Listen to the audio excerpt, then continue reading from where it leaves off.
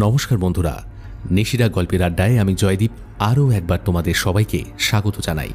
আমাদের আড্ডা মানেই রহস্যের পৃথিবী, আর এই পৃথিবীতে ঘুরতে ঘুরতে আজকে সন্ধান পেয়ে গেছি এমন একটি দুর্ধর্ষ ডিটেকটিভ গল্পের, যার ঘেরাটোপে আপাতত আবদ্ধ হব আমরা সবাই। সুলেখিকা দেবদত্তা বন্দ্যোপাধ্যায়ের উর্বর লেখনীর ছোঁয়ায় আজকের গল্প মৃত্যুবান, যেখানে বিবাহের মতো একটি স্পর্শকাতর বন্ধনে আবদ্ধ হতে গিয়ে মহানগরীর বুকে হত্যা হচ্ছে একের পর এক নিষ্পাপ যুবকের প্রাণ। কিন্তু কেন? জানতে হলে শুনতে হবে আজকের গল্পটি সম্পূর্ণরূপে প্রাপ্তবয়স্কদের জন্য, আর এটি উপভোগের জন্য হেডফোন কিন্তু মাস্ট। তো চলো শুরু করা যাক নিশিরা গল্পের আড্ডায় আজকের বিশেষ নিবেদন, সুলেখিকা দেবদত্তা বন্দ্যোপাধ্যায়ের কলমে মৃত্যুবান, আজ প্রথম পর্ব। লাল বেনারসিতে সবুজ মিনাকরি কাজ, সঙ্গে সবুজ ভেলভেটে সোনালি জরির কাজ করা ব্লাউজ, খোপায় আলগোছে গোজা রক্তরাঙা জারবেরা। শেষবার নিজেকে আয়নায় দেখে মুগ্ধ হয় সানভি। সোনার গয়নাগুলো যেন ম্লান ওরই রূপের কাছে। আজ ওকে দেখে রাজিতের মাথা ঘুরেই যাবে, কিন্তু ওকে সম্পূর্ণ নিজের করে পেতে রাজিতকে এখনো অপেক্ষা করতে হবে দুটো রাত। এই সময়টুকু সাংভি তাড়িয়ে তাড়িয়ে উপভোগ করতে চায়। অনিদির হাতের চন্দনের সূক্ষ্ম ছোঁয়ায় কপালের কলকাগুলো যেন আলাদা আলো ছড়াচ্ছে। চুলটাকে ফুলিয়ে কি সুন্দর খোপা বেঁধেছে অনিদির ওই ছাত্রী মেয়েটা রূপসা। ঠাকুমার নবরত্ন খচিত খোপার বাগানটা ওর বার্গেন্ডি কালারের চুলের ফাঁকে বসিয়ে দিয়েছে রূপসা। অনিদির সাজানোর জবাব নেই। বিয়ের ডেট ফাইনাল হওয়ার আগেই সবাই অনিদির কাছে গিয়ে লাইন দেয়। অনিদির ডেট পেলে তারপর বিয়ের ডেট ফাইনাল হয়। গড়িয়া, নাকতলা, টালিগঞ্জ থেকে বাঘাযতীন, যাদবপুর, অনিদির লেডিজ ড্রিমকে সবাই এক ডাকে চেনে। মাত্র 2 বছরে এই কনে সাজানোর ব্যবসায় অনিদির এত নামডাক। কি সুন্দর একটা স্টুডিও করেছে অনিদি নিজেরই পাড়ার মোড়ে। একদিনে 2টোর বেশি কাজ নেয় না। তাই তো সাংভির বিয়েটা নভেম্বরে না হয়ে এই ফেব্রুয়ারিতেই হচ্ছে। নভেম্বর, ডিসেম্বর, জানুয়ারিতে অনিদির একটাও ডেট ছিল না। সাংভি শেষবার বড় আয়নায় ঘুরিয়ে ফিরিয়ে নিজেকে দেখে। একটা সেলফি তুলে পাঠিয়ে দেয় রাজিতের নাম্বারে। এতক্ষণে তো ওদের এসে যাওয়ার কথা। টুং করে একটা মেসেজ ঢোকে ফোনে। আর একটু অপেক্ষা করো সোনা, আমি এসেই গেছি প্রায়। অপূর্ব লাগছে কিন্তু আমার বউকে।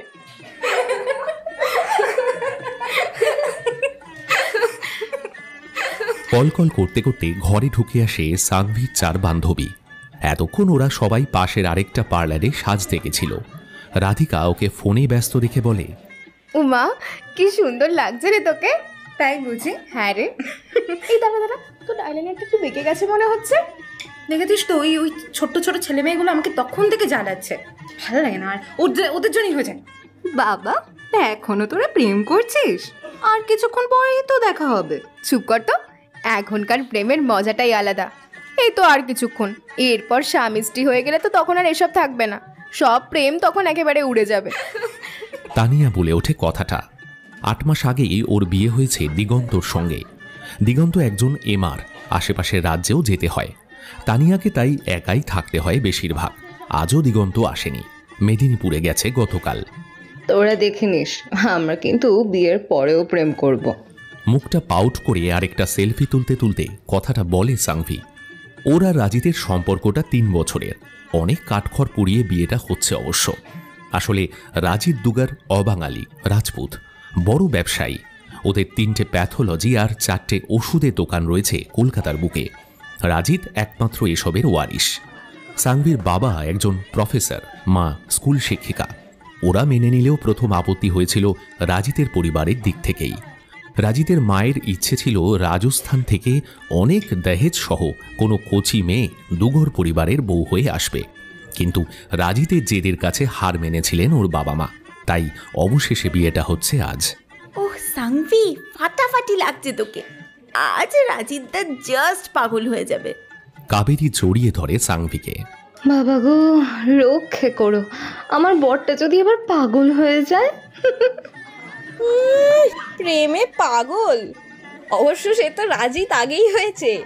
আসুক এখন, আমরা সবাই কিন্তু গেট ধরবো। এই সানভি, তুই কিন্তু এটার মধ্যে একদম আসবি না।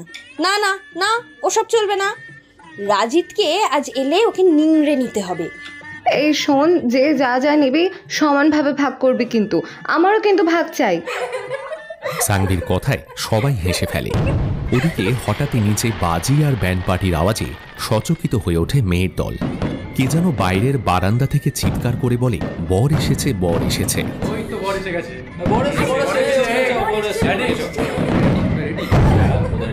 সানভির বন্ধুরা একঝাঁক রঙিন প্রজাপতির মতো বর দেখতে ছুটে যায় গেটের দিকে। সানভির পাশের হলঘরে বড় লাল গোলাপ দিয়ে সাজানো বিশাল হার্টের মাঝখানের সিংহাসনটায় গিয়ে বসে। নিচ থেকে কত রকম আওয়াজ ভেসে আসছে। বাজির আওয়াজেও টের পায় রাজিত এসে গেছে। এক অন্যরকম লজ্জায় রাঙা হয়ে ওঠেও দুগাল। ফুল দিয়ে সাজানো গাড়িটা ব্যান্ড পার্টির পিছন পিছন ধীরে ধীরে এসে দাঁড়ালো ভবনের ফুলের তৈরি গেটের সামনে। মেয়েদের দল বরণগুলো, ডালা, প্রদীপ হাতে তৈরি ছিল। সানভির বৌদি গাড়ির চাকায় জল ঢেলে দেয়।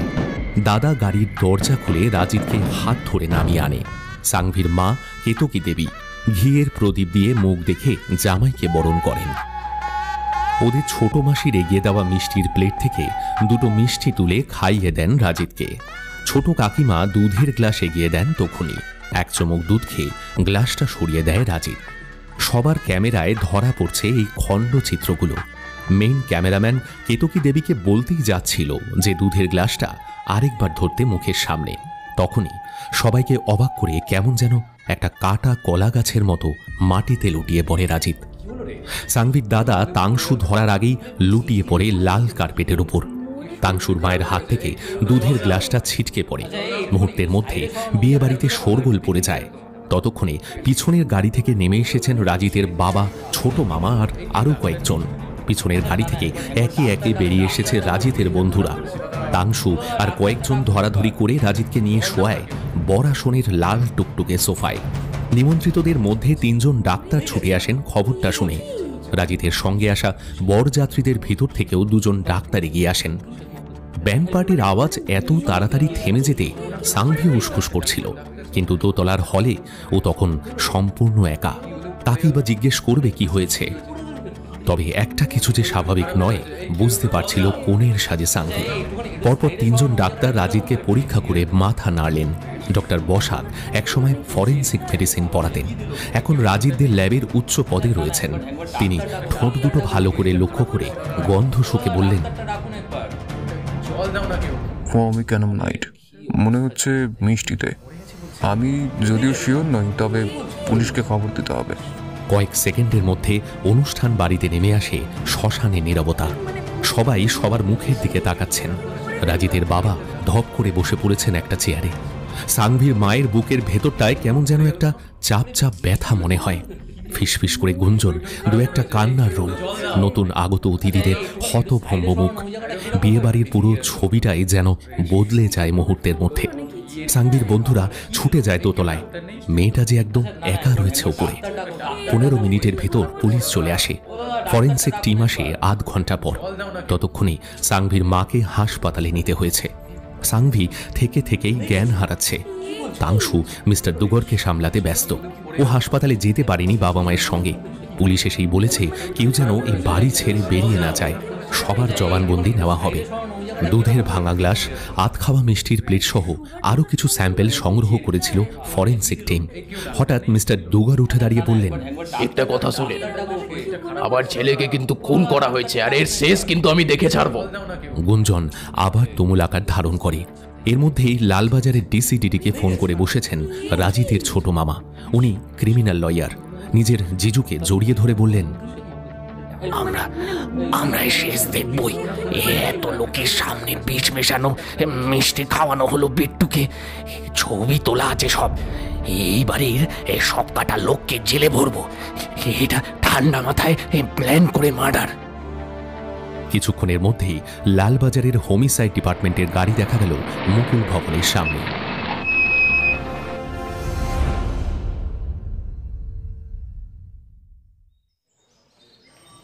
লালবাজার ডিটেকটিভ ডিপার্টমেন্টের হোমিসাইড অফিসার ব্রতিন সেন সিটে এসে বসতেই ডাক পড়ল ডিসিডিডি মিস্টার সুনীল নন্দার ঘরে।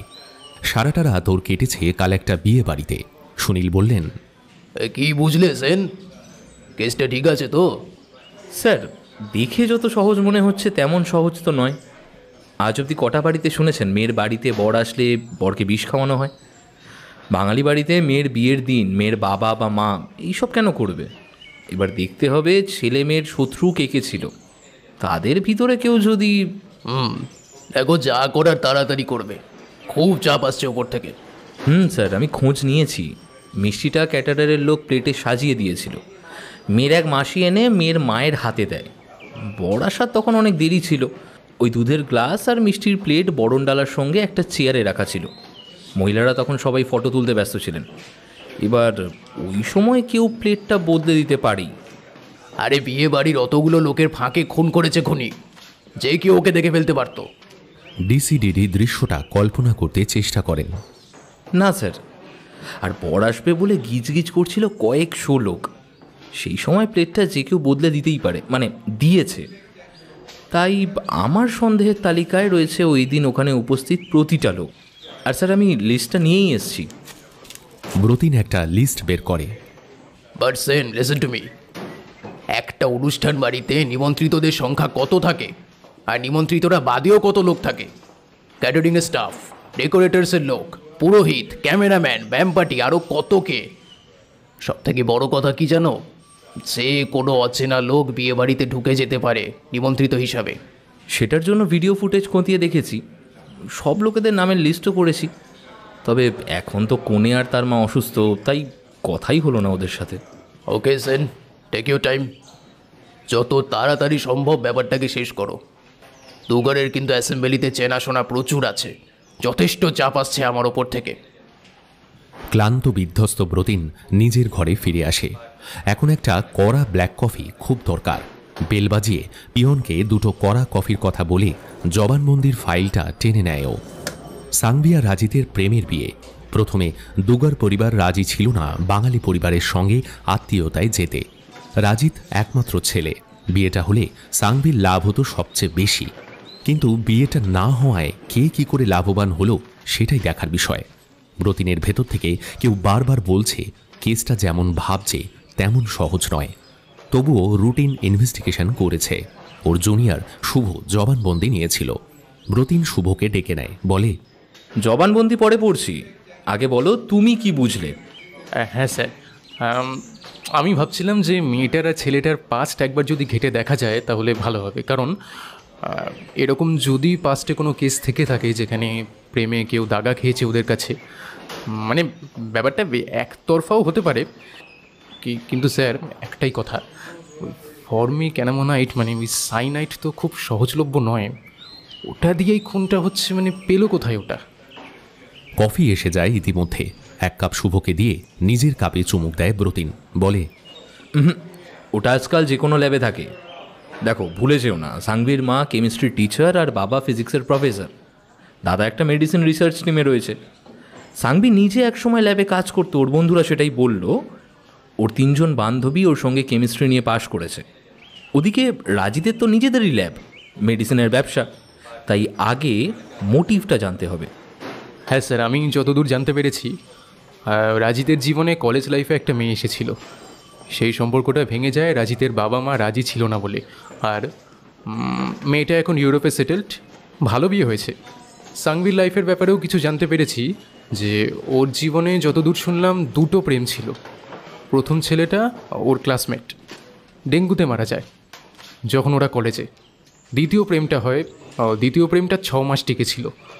যদিও ছেলেটার নজর ছিল সাংভির সম্পত্তির দিকে, সেটা বুঝতে পেরে সাংভি নিজেই বেরিয়ে আসে। মানে যতদূর আমি শুনলাম আর কি। মলয় নাম, এখন ছেলেটা জিম চালায়। গত বছর বিয়ে করেছে আরেকটা বড়লোকের মেয়েকে, মানে ভাবুন স্যার। আচ্ছা, আজ ওর জিমে একবার যাব আমি ভাবছি, দেখা যাক বেটাকে ধরে যদি কিছু বলা যায়। এছাড়া 2টো উটকো প্রেম সব মেয়েদের জীবনে যেরকম থেকে থাকে আর কি, সেরকমই ছিল। তেমন কিছু না ওই বিষয়গুলো।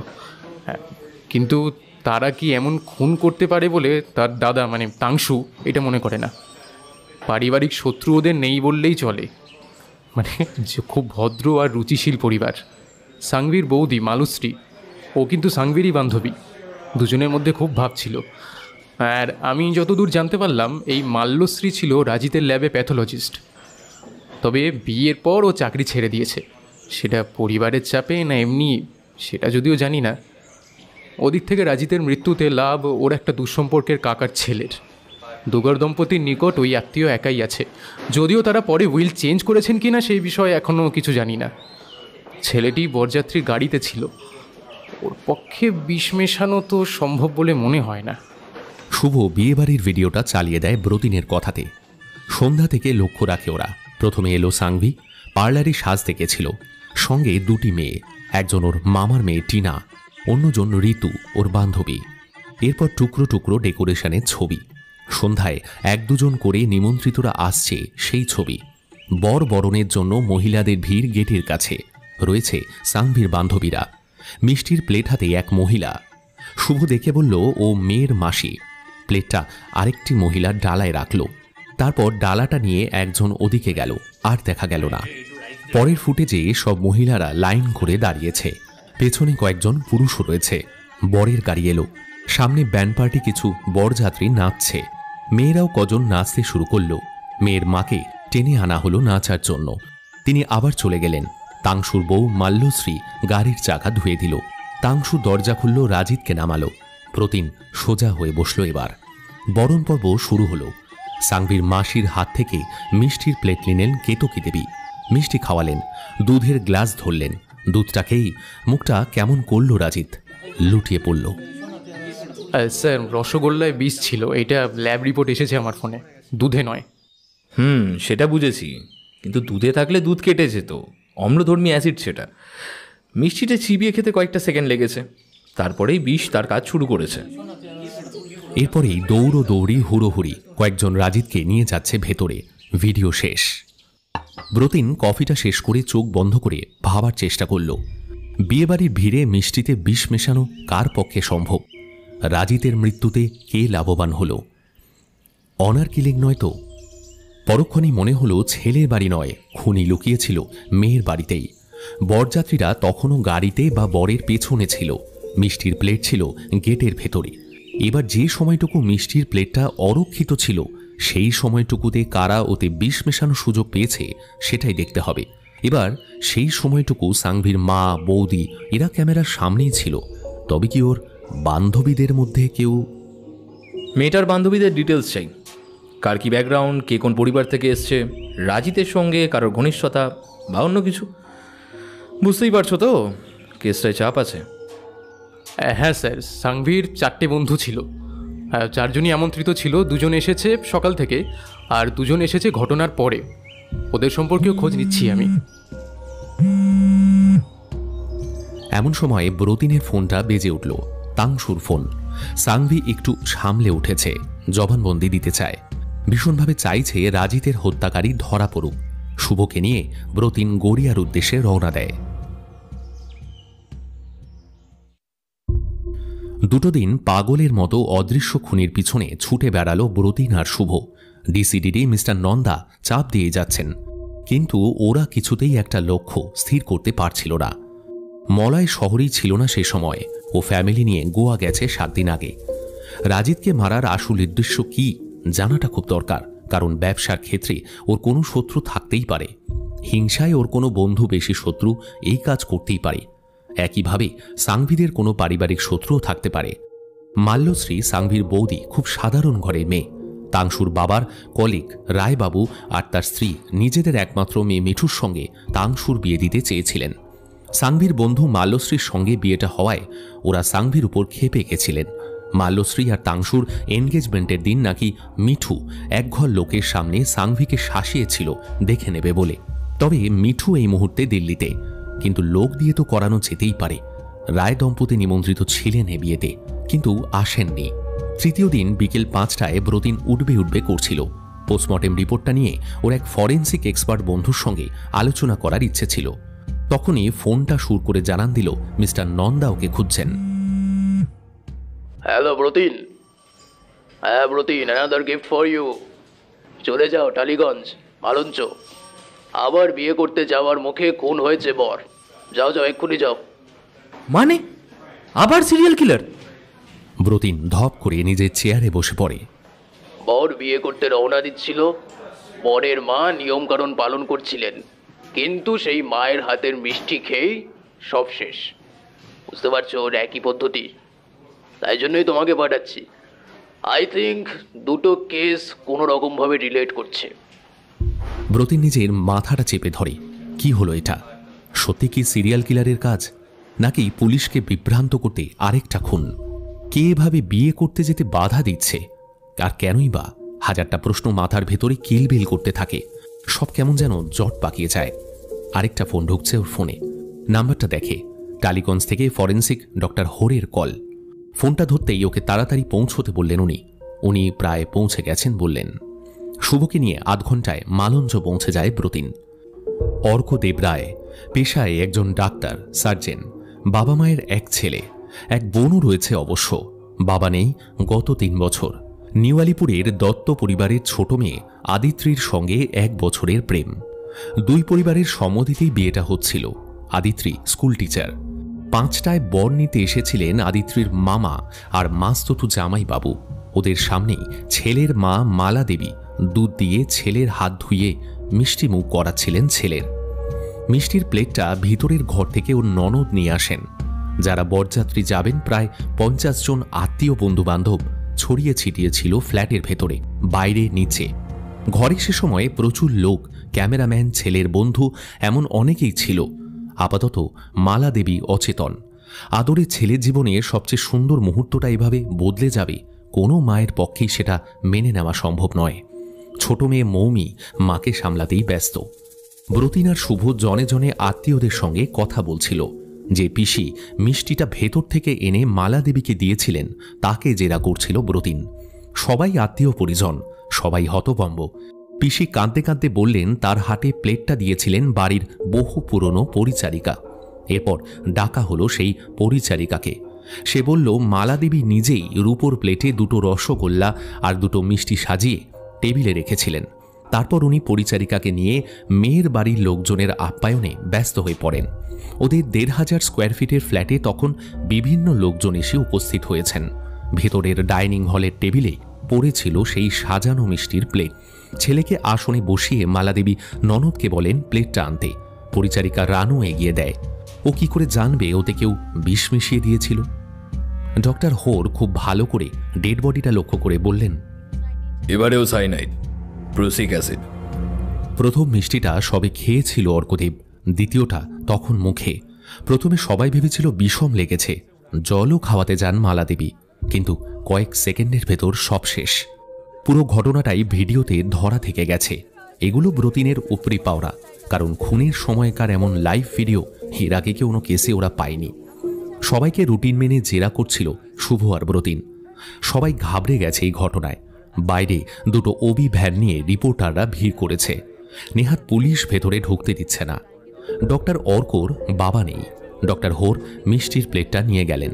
তবে উনি বললেন আগের দিনের ঘটনাতেও প্লেটে বিশেষ কিছু পাওয়া যায়নি। যারা ধরেছিল তাদের আঙুলের ছাপ ছিল শুধু। এবার অবশ্য ছেলের বাড়িতে ঘটনাটা ঘটায় চাপ একটু কম, অন্তত মেয়ের বাড়ির লোকের ইনভলভমেন্ট কম। তবুও মেয়ে পক্ষে জবানবন্দি তো নিতেই হবে, কারণ মেয়ের সঙ্গে শত্রুতা করেও কেউ খুনটা করে থাকতে পারে।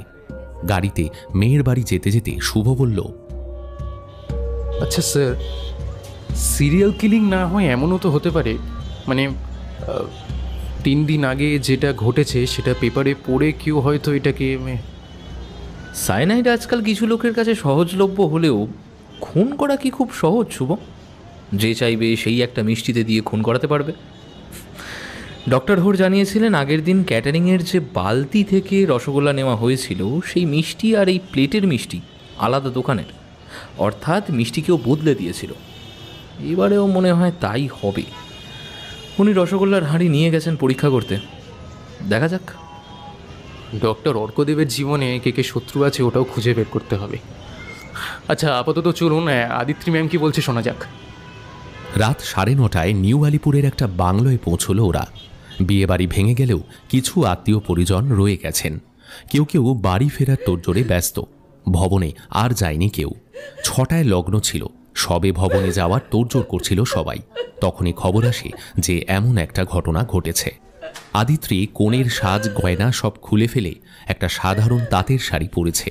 চোখ মুখ ঘেঁটে যাওয়া প্রসাধনের চিহ্ন। সবে সাজা শেষ করে ভবনে যাবে বলে গাড়িতে বসেছিল, তখনই খবরটা আসে। ও এখনও ফুঁপিয়ে চলছে, বিশ্বাস করতে পারছে না যে অর্ক আর নেই। তবে পুলিশ থেকে নিজেকে খানিকটা সামলে নিয়ে বলল, আমি জানি না অর্কর সঙ্গে এমন কেউ কেন করবে। ও তো ভীষণ ভালো পরোপকারী একটা মানুষ ছিল। ও খুব ভালো ডাক্তার ছিল জানেন। ওর কোনো শত্রু থাকতে পারে না, কিছুতেই পারে না। আর আপনার কোনো শত্রু, মানে কোনো একতরফা প্রেম বা কিছু? আমি জব্বলপুরের মেয়ে, পড়াশোনা ওখানেই। বাবার অবসরের পর সবে 3 বছর কলকাতায় এসেছি। অর্কর সঙ্গে আলাপ একটা সেমিনারে। না, তেমন কোনো একতরফা প্রেমিক আমার নেই যে অর্ককে এভাবে হত্যা করবে। আমি এখনো বিশ্বাস করতে পারছি না ঘটনাটা।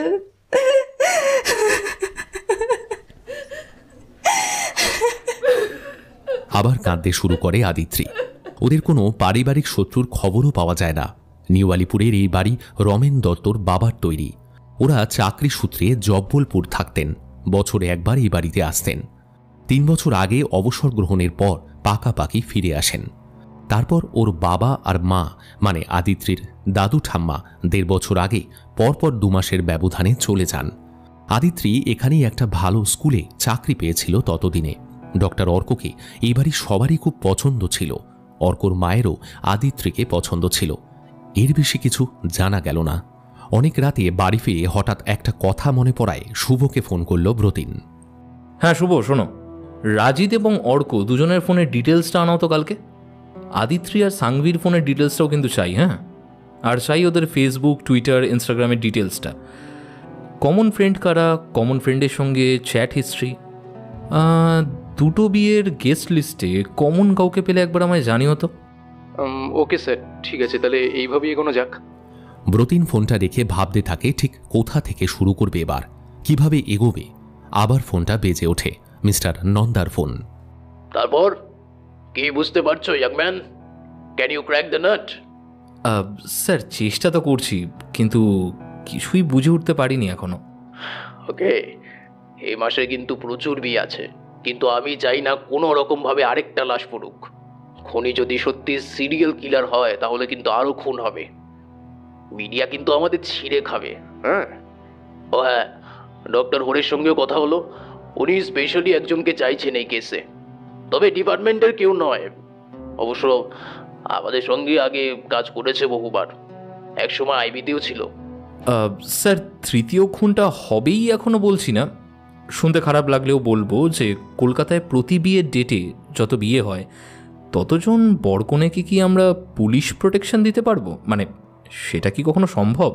আরে ইম্পসিবল, সেটা কি করে হতে পারে? তবে স্যার 3 নম্বর খুনটাও কিন্তু হবে।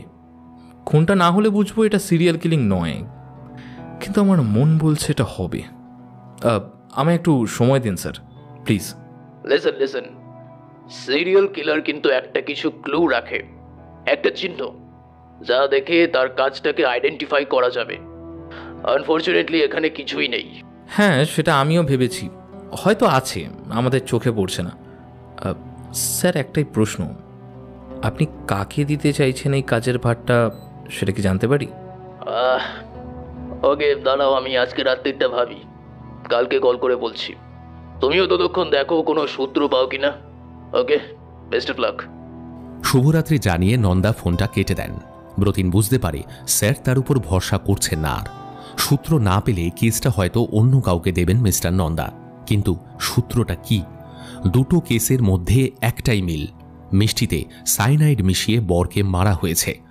2 জায়গাতেই বর সবে বিয়ে করতে যাচ্ছিল, তার মানে খুনি চায় না বিয়েটা হোক।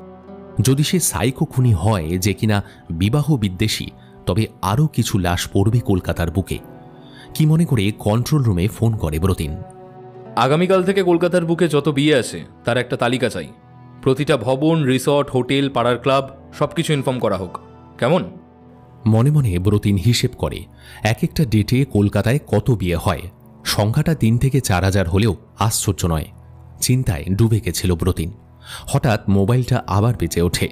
এবার মায়ের ফোন। বর্ধমানে থাকেন ওর মা বাবা।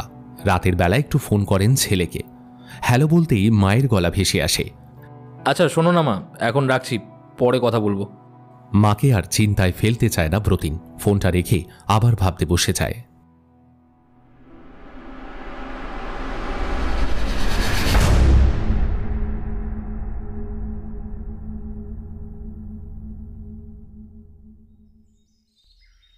শাহানার বান্ধবী উর্বির বিয়ে। শাহানা কয়েকদিন ধরেই ব্যস্ত। উর্বির বাবা বড় প্রতিষ্ঠিত ব্যবসায়ী। একমাত্র মেয়ের বিয়েতে বিশাল আয়োজন। 3 মাস আগে এনগেজমেন্ট পার্টি দিয়েছেন মন্দারমণিতে। এখন সপ্তাহভর নানা রকম অনুষ্ঠান। বাঙালি বিয়েতেও এখন সঙ্গীত, মেহেন্দি, তিলক, কত সব গাল ভরা অনুষ্ঠান। আলোক মন্দারমণি গেছিল শাহানার সঙ্গে ওদের এনগেজমেন্টে। উর্বির দাদা মোহিতের সঙ্গে আলাপ হয়েছিল সেই সময়। উর্বির বর আকাশ, ডাক্তার, হৃদরোগ বিশেষজ্ঞ। আজ উর্বির আইবুড়ো ভাত। সোনারপুরের কাছে একটা বাগান বাড়িতে হচ্ছে আজকের অনুষ্ঠান। গতকাল সঙ্গীত আর মেহেন্দি ছিল গড়িয়া বাইপাসের একটা রিসর্টে। শাহানা একাই গেছিল। আলোক একটা অন্য কাজে ব্যস্ত ছিল। আজকেও আলোক হয়তো সময় পাবে না। জোর না করলেও শাহানা একটু বিরক্ত হয় এইসব অনুষ্ঠানে আলোক না গেলে। আসলে আলোক তো শুধু ওর বর নয়, ওর প্রিয় বন্ধু। তাছাড়া ওরা একসঙ্গে কোথাও গেলে বেশ একটা রহস্যে জড়িয়েই পড়ে। শাহানা দিনের বেলায় আইবুড়ো ভাতে যাবে বলে একটা কুসুম রঙের লিনেন শাড়ি বেছে নেয়। সঙ্গে ডিপ বেগুনি হেভি ওয়ার্কের ব্লাউজ। হালকা ডোকরার গয়না পরে নেয়। আলগোজ খোপা করে তাতে জড়ায় একটা বেলি ফুলের মালা। সকালে ওদের ক্যাম্পাসের বাইরে যে মাসি ফুল বিক্রি করে তার থেকে মালাটা কিনে এনে ভেজা রুমাল দিয়ে মুড়ে রেখেছিল। আলোক সকাল থেকে ল্যাপটপ নিয়ে বসে রয়েছে। কি যে করছে শাহানা জানে না। আরেকবার বলল, শুনছো? বলছি তো তখন থেকে। কি গো, একটা কথা বললে শুনে না কেন? এটা শোনো না, তুমি গেলে উর্বিনা খুব খুশি হতো। বারবার করে বলছিল, উফ চলো না গো, তোমায় নিয়ে যেতে বলছিল তো বারবার। কাল পরশু তুমি একবারও গেলে না ওদের বাড়িতে। ওরা কি ভাবছে কে জানে। আচ্ছা, এর মধ্যে তোমার আর আমার কোনো কমন ফ্রেন্ডের রিসেন্ট বিয়ে হয়েছে গো? এই কেন বলো তো? তুমি তো গত কয়েকদিন ধরে উর্বির বিয়ে নিয়ে ব্যস্ত। খবর রাখছো কিছু? কলকাতায় একটা ধারাবাহিক খুনির আগমন ঘটেছে। 2 বিয়ের বর ঠিক বিয়ে করতে যাবার মুহূর্তে খুন হয়েছে। হ্যাঁ, এমন একটা খবর কাল শুনেছিলাম মনে হয়। তবে একটাই তো, গড়িয়ায়। হ্যাঁ, গড়িয়ায় বোধহয় হয়েছে না? এক সেকেন্ড, কি বললে? ধারাবাহিক? তার মানে তো সিরিয়াল কিলিং। এই সে তো তাহলে সাইকো কেস মনে হয়। আরেকটা খুন কোথায় হয়েছে? হ্যাঁ, ওই গতকাল সন্ধ্যায় মালঞ্চতে। এবার ছেলের বাড়িতেই হয়েছে। ছেলের মা ছেলেকে রওনা করে দিচ্ছিল, সে সময় হঠাৎ করে মিষ্টি খাওয়ার পরেই ছেলে আর কি পড়ে যায় হঠাৎ করে। সম্ভবত মিষ্টিতেই বিষটা ছিল। মানে ভাবতে পারো কি সাংঘাতিক ঘটনা। এই সারা কলকাতায় এসব সময় হাজার হাজার বিয়ে হচ্ছে। বরকনেদের ভয়ে কি অবস্থা বলো তো এখন? ও, খুনি কে কিছুই বোঝা যাচ্ছে না। আচ্ছা, কেউ কি খুনিকে দেখেনি? মানে কিছু সন্দেহ করেনি কেউ? আহা, খুনি তো নিজের হাতে খুনটা করছে না। 2বারই মিষ্টিতে বিষ ছিল, সম্ভবত সায়ানাইড। তবে খুনি সাইকো কিনা এখনও বোঝা যাচ্ছে না অবশ্য। আজ আমাকে মিস্টার নন্দা বা লালবাজারে ডেকেছেন। মনে হয় কেসটার ব্যাপারেই কিছু বলবেন। সারাদিন খুব চাপ যাবে গো। আচ্ছা, একটা কথা বলো তো, 2 খুন যে একজনেরই কাজ, এটা কি দেখে মনে করলে? মানে কোনো ক্লু পেয়েছো এরকম? দেখো, আমি এখনও সঠিকভাবে কিছু জানি না। এটা আমার অ্যাজাম্পশন মাত্র। 2 জায়গাতেই মিষ্টিতে বিষ ছিল, সায়ানাইড। আজ গেলে ফাইলটা দেখে হয়তো কিছুটা বুঝতে পারবো। চিন্তায় ফেলে দিলে তো বেশ। দেখো, উর্বির বিয়েটা এবার ভালো ভালো মিটলে হয়। ওদের বাড়ি তো যাদবপুরে না। আবার বলছো সাউথেই খুনগুলো হচ্ছে। দূর, সব ঠিক থাকবে। উর্বি বা আকাশে তেমন তো কোনো শত্রু নেই। তুমি সাবধানে যেও, আর চোখ কান খোলা রেখো, আর প্রয়োজনে ফোন করো। ল্যাপটপের স্ক্রিনে চোখ রেখে কথাটা বলে আলোক। ফোনে ক্যাব বুক করতে করতে শাহানা বলে, এই শোনো, কাল কিন্তু তোমার বিয়েতে যেতেই হবে। আমি কিন্তু কোনো বাহানা শুনবো না। হ্যাঁ দেখছি, কালকে কিন্তু একটু বেশি অ্যালার্ট থাকতে হবে আমাদের। মেল বক্সটা চেক করতে করতে একটা মেলে চোখ আটকায় আলোকের। মিস্টার নন্দা কিছু ফাইল পাঠিয়েছেন। কেসটা ওকে নিতেই হবে যা বোঝা যাচ্ছে। ফাইলগুলো খুলে ও ডিটেলে চোখ রাখে। ব্রতিন দেখছে কেসটা। অসম্ভব ভালো ছেলে, ডিপার্টমেন্টের একটা জুয়েল বলা যায়। ওর সঙ্গে কাজ করে মজা আছে। হয়তো একটু সময় দিলে ব্রতিনই পারত এই কেসটা সলভ করতে। তবে নন্দা স্যারও চাপে আছেন, তাই আলোককে ডেকে পাঠিয়েছেন বোঝাই যাচ্ছে। নন্দা স্যারের পাঠানো ফাইলগুলো আলোক খুলে বসে। দুটো বিয়েবাড়ির ঘটনার ভিডিও পাঠিয়েছেন, আর জবানবন্দির ডিটেল রয়েছে। প্রত্যেকটা ভিডিও আর জবানবন্দির ডিটেল খুঁটিয়ে দেখে আলোক। মনটা বড্ড কু ডাকছে। সিরিয়াল কিলিং বলেই মনে হচ্ছে। কালকের দিনটায় আবার কার ঘাড়ে নেমে আসবে মৃত্যুদণ্ড কে জানে। হাজার হাজার বিয়ে রয়েছে শহর কলকাতায়।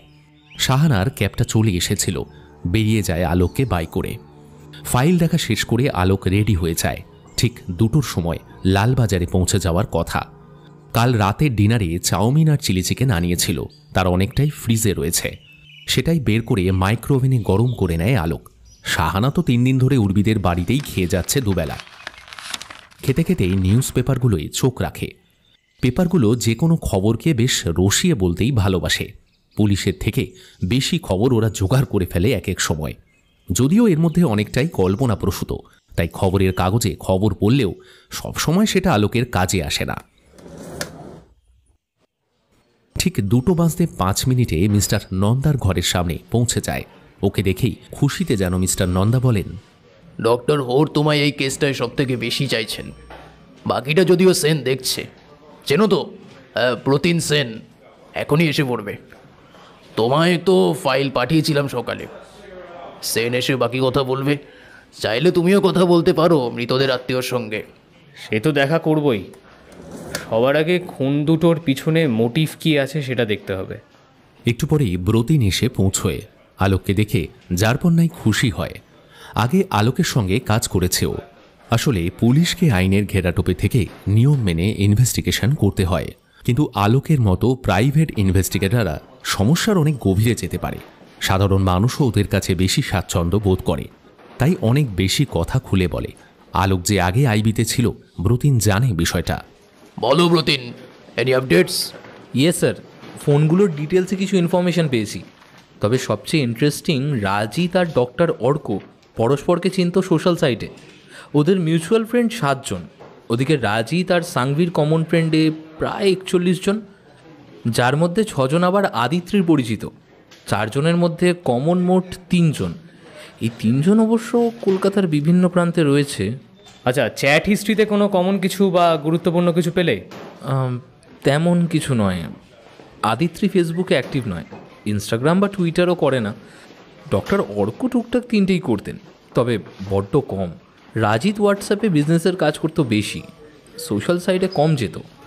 সাংভি বরঞ্চ সোশ্যালি অ্যাক্টিভ। ওর যে বিয়ে ওর ফেসবুকের সবাই জানতো, পাবলিক করা প্রোফাইলটা। ফলে কে যে চোখ রেখেছে সেটা বলা মুশকিল। সাংভি রাজিতকে শেষ মুহূর্তে নিজের ছবিটা পাঠিয়েছিল, আর রাজিত তখন রাস্তায়। আচ্ছা, ওই ডক্টর অর্কর মৃত্যুতে আর্থিকভাবে লাভবান কে হচ্ছে? সেভাবে কেউ নয়। ওর একটাই বোন কলেজে পড়ে, মা পেনশন পায়। আচ্ছা, ডক্টর অর্কর রোজগারে এই সংসারটা চলতো। এখন সব বোনের ওপরই এলো। আবার বোন তো দাদা অন্ত প্রাণ। আলোক উঠে পড়ে, বলে, আচ্ছা চলো, আমি একবার 4টে পরিবারের সঙ্গে দেখা করতে চাই। ওরা গাড়ি নিয়ে দক্ষিণ কলকাতার দিকে রওনা দেয়। একটা হলুদ সিল্কের উপর বুটিকের হ্যান্ডপ্রিন্ট করা শাড়ি পরেছিল শাহানা। সবাই আজ হলুদ পরেছে। উর্বি একটা হলুদ ঢাকাই পরেছে, গলায় কানে হলুদ ফুলের গয়না। খুব মিষ্টি লাগছে ওকে। কিন্তু শাহানার মন বারবার ছুটে যাচ্ছে আলোকের খোঁজে। শহরে নাকি এমন এক খুনি ঘুরে বেড়াচ্ছে যে অলরেডি 2টো খুন করেছে। বিয়ের বরকে খুন করছে খুনি, অর্থাৎ সে বিয়েটা হোক চাইছে না। কিন্তু কেন? খুনি ছেলে না মেয়ে তাও বোঝা যাচ্ছে না। তবে জেলাসি থেকে কোনো মেয়ে কি এমন করতে পারে? একটু আগে তন্দ্রা রিনিকে বলছিল, উর্বিদের না বড্ড বেশি দেখনদারি। ওদের পয়সা আছে সবাই জানে, ওর বাবার অত বড় ব্যবসা, একজন বড় হার্টের ডাক্তার, তাই বলে এভাবে এক একদিন এক এক জায়গায় পাঠিয়ে দিয়ে বেড়াবে? কোনো মানে হয় নাকি এসবে? ছাড় তো, যাদের 2 নম্বরই ইনকাম থাকে তারাই এসব পারে। আমার বাবা এইভাবে পয়সা খরচ করে বিয়ে করতে একেবারে বইই গেছে। ওই একদিন বিয়ে আর একদিন বউ ভাত, আগে পরে আমি কিছুই রাখছি না। ফালতু লোক খাইয়ে হবেটা কি বলতো? রিনিরও বিয়ে বৈশাখে, কিন্তু দরজার পাশে দাঁড়িয়ে শাহানা ভাবছিল হিংসা কত রকমের হয়। উর্বির মাস্তুতো বোন দিশা সব সময় উর্বির মতো সাজতে চায়। উর্বির মতো লাল হলুদ ঢাকাই পড়েছে সকালে, বিকেলে পড়বে বলে টকটকে লাল বেনারসিটাও কিনেছে। আকাশের দিকেও দিশার নজর ছিল, কম ঘোরেনি আকাশের পেছনে। শাহানা আর উর্বি এই নিয়ে হাসাহাসি করেওছে এর আগে। সমবেত উলুধ্বনিতে সম্বিত ফেরে শাহানার। গায়ে হলুদের তত্ত্ব এসেছে আকাশদের বাড়ি থেকে। ও বারান্দায় এসে দাঁড়ায়। প্রায় 150 খানা ট্রে, বেশিরভাগই উর্বির জিনিস। সব প্রদেশের শাড়ি, সঙ্গে ম্যাচিং কস্টিউম, জুয়েলারি, জুতো, ভ্যানিটি ব্যাগ, কত রকমের সাজার জিনিস, চকলেট, কেক, নানা রকমের মিষ্টির সম্ভার। ক্ষীরের বড়বউ দেখে সবাই বলল অপূর্ব। শাহানাকে আলোক বলেছে চোখ কান খুলে রাখতে, ও তাই চুপচাপ লক্ষ্য করে যাচ্ছে। যে বাড়িটায় বিয়ের অনুষ্ঠান হচ্ছে একসময় রাজবাড়ি ছিল। বিশাল বড় বাড়ি, অনেকগুলো ঘর। কোণের একটা ঘরে ঢুকতে গিয়ে আড়ালে দাঁড়িয়ে যায় শাহানা। একটা মেয়ে কাঁদছে, কাউকে বলছে, ওর ভাগ্যটা এত ভালো কেন বলো তো? আমি কি দেখতে এতটাই খারাপ? আকাশ 4 বছর ধরে আমায় চেনে, অথচ কেন যে উর্বির সঙ্গে ওর পরিচয় করিয়েছিলাম। ইচ্ছে করছে দুজনকে খুন করে ফেলি। ছি, এসব কি কথা? চুপ কর মা, এখানে এসব শুনলে লোকে কি বলবে বলতো? মুখ না দেখলেও গলাটা চেনা শাহানার। উর্বির মামি আর তার মেয়ে তিয়া। তিয়া আকাশের বন্ধু ছিল, ও ডাক্তার। তিয়াকে একজন কেরিয়ার সচেতন মেয়ে ভাবত শাহানা। ওর যে মনের ভেতর এত গরল, এত হিংসা, কে জানতো? আমি আর বিয়ে করব না। আকাশ যদি আমার না হয়, বিয়ে করে আমি কি করব? কি করব? তিয়া, কি হচ্ছে কি? এতদিন যখন ওদের আটকানো গেল না, তো আর এখন কোনো উপায় নেই। এখন এখানে সিন ক্রিয়েট করে কি লাভ? আকাশ পৃথিবীর একমাত্র ছেলে নয়। শাহানা সরে যায় একপাশে। উর্বির মামি আর বিশ্ব ন্যাকা বোন তিয়া একটু পরেই বেরিয়ে আসে ঘর থেকে। শাহানা ভাবে সম্পর্কগুলো কত জটিল। ক্যামেরাম্যান দেব আবার উর্বির একসময়ের ক্লোজ বন্ধু। উর্বির একসময় শখ ছিল ও মডেল হবে। দেবকে দিয়ে নিজের প্রচুর ফটো তোলাতো। দেব নাকি ওকে পছন্দ করত, কিন্তু সাহস করে বলতে পারিনি। দেব একমনে বিভিন্ন তত্ত্বের ট্রের ছবি তুলছে।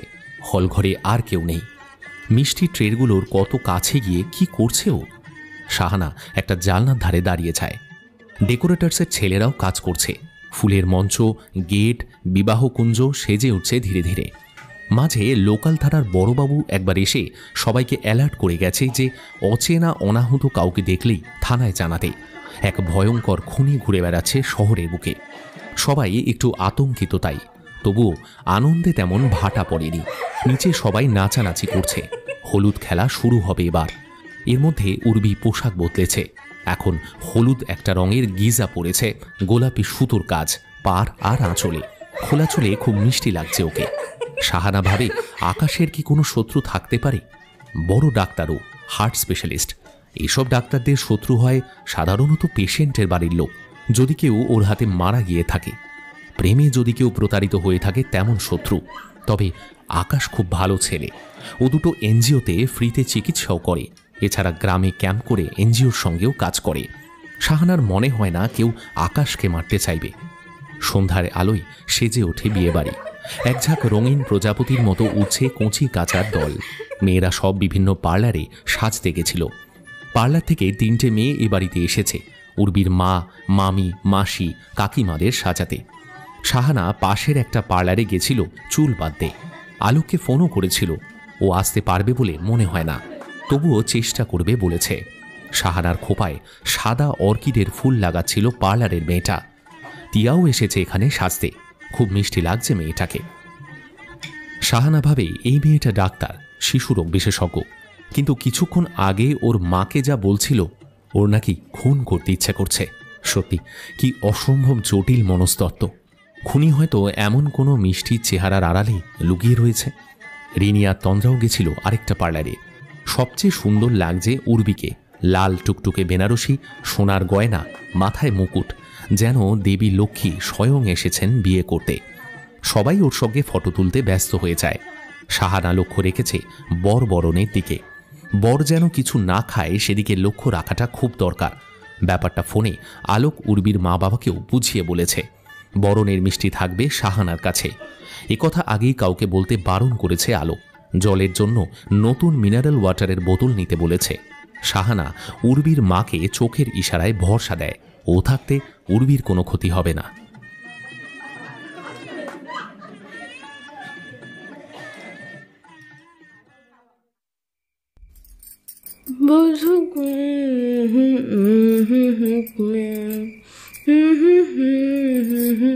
রাগলো সুখে। গুনগুন করে গান গাইছিল তিতির। আয়নায় নিজেকে ঘুরিয়ে ফিরিয়ে দেখছিল। সত্যি অসাধারণ সাজিয়েছে ওকে দিতাদি। আজ দিদির ব্রাইডাল মেকআপের ক্লাস ছিল। তিতির ওর মডেল হয়েছিল। এখন ক্লাস শেষ, সবাই ফিরে গেছে, কিন্তু তিতিরের নিজেকে বারবার দেখেও যেন আঁশ মেটে না। যে কোনো ছেলের মাথা ঘুরে যেতে পারে তিতিরের এই রূপ দেখলে।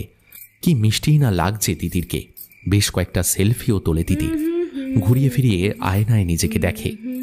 তিতির আয়, এবার তোর মেকআপটা তুলে দিই। বাড়ি যাবি তো? চলে আয় চলে আয়। হ্যাঁ দিদি আসছি আসছি, আর একটু 2 মিনিট আসছি।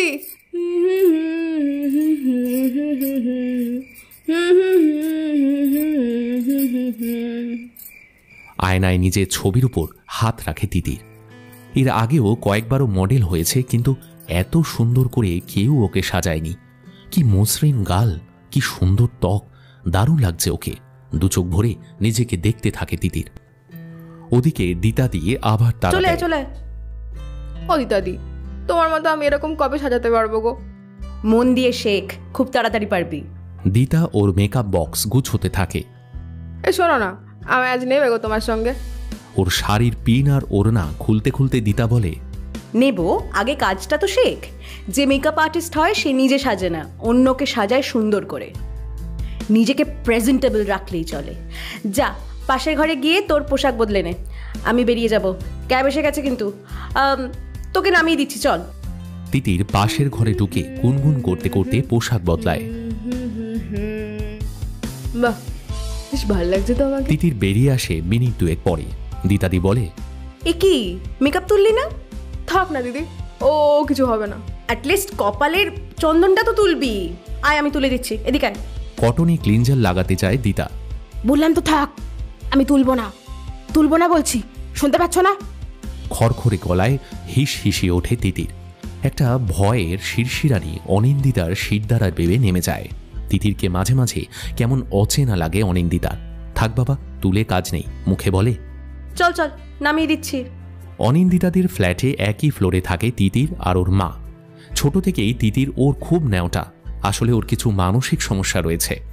দিতাদি সেগুলো জানে, তাই ওকে খানিকটা প্রশ্রয়ও দেয়। গাড়িতে বসেও দিতা বুঝতে পারে তিতিরের রাগ এখনও কমেনি। গোঁজ হয়ে বসে আছে কেমন যেন। বাড়ির সামনে ওকে নামিয়ে দিয়ে বেরিয়ে যায় অনিন্দিতা। 3টে বাজে, 6টার মধ্যেই কাজটা শেষ করতে হবে। গুনগুন করতে করতে লিফটে 4 তলায় উঠে আসে তিতির। মা এখন অফিসে, সেই সন্ধে পার করে রাতে ফিরবে। ও নিজের ঘরে চলে আসে। আয়নায় নিজেকে দেখতে থাকে। না, এই পোশাকে সাজটা মানাচ্ছে না।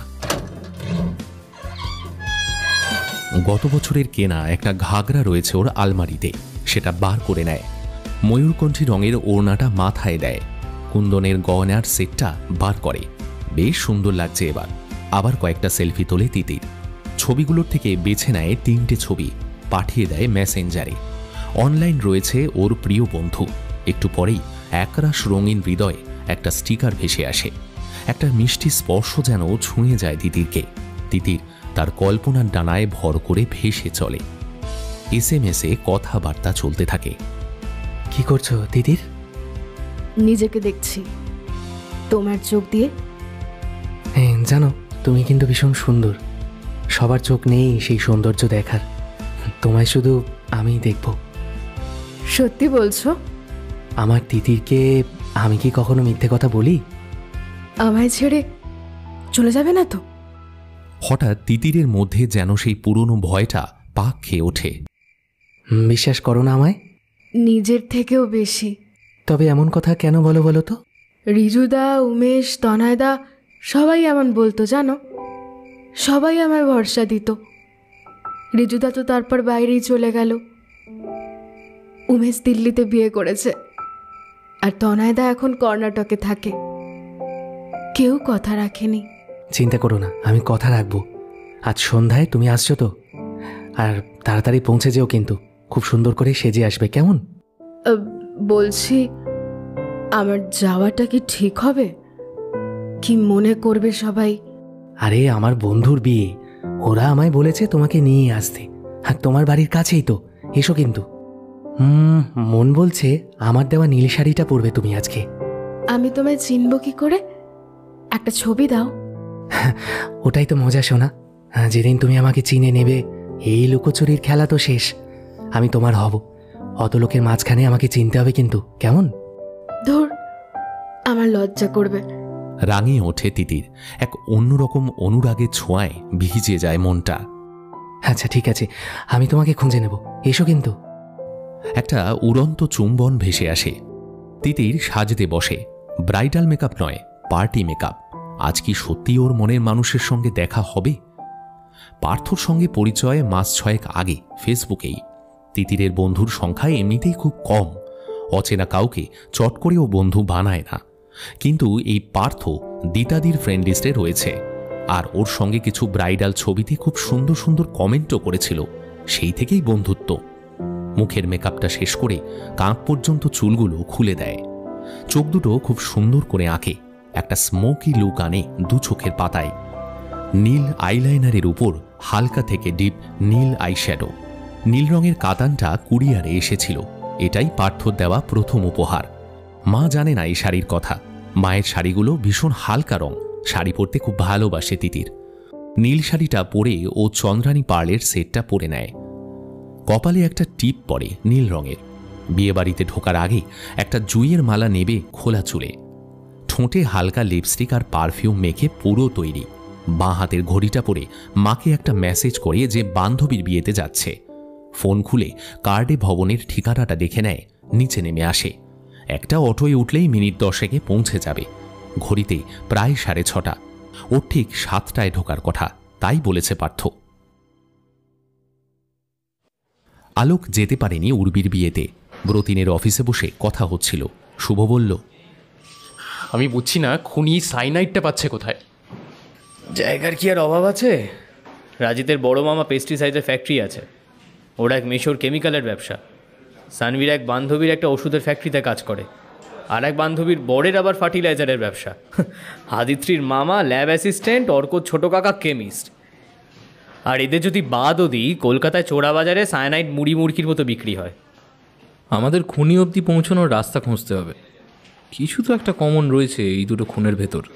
খুনি সাইনাইডটাই বেছে নিয়েছে, মানে ও হয়তো দ্রুত মেরে ফেলতে চাইছে, কোনো সুযোগ হয়তো দিতে চাইছে না, এমনটাও তো হতে পারে। হ্যাঁ, অন্য বিষ হলে একটু তাও সময় পাওয়া যেত। অর্থাৎ ও চায় মেরেই ফেলতে। ব্রতিনের আবার মনে পড়ে মা ওর জন্য মেয়ে দেখছে। গলাটা শুকিয়ে আসে হঠাৎ।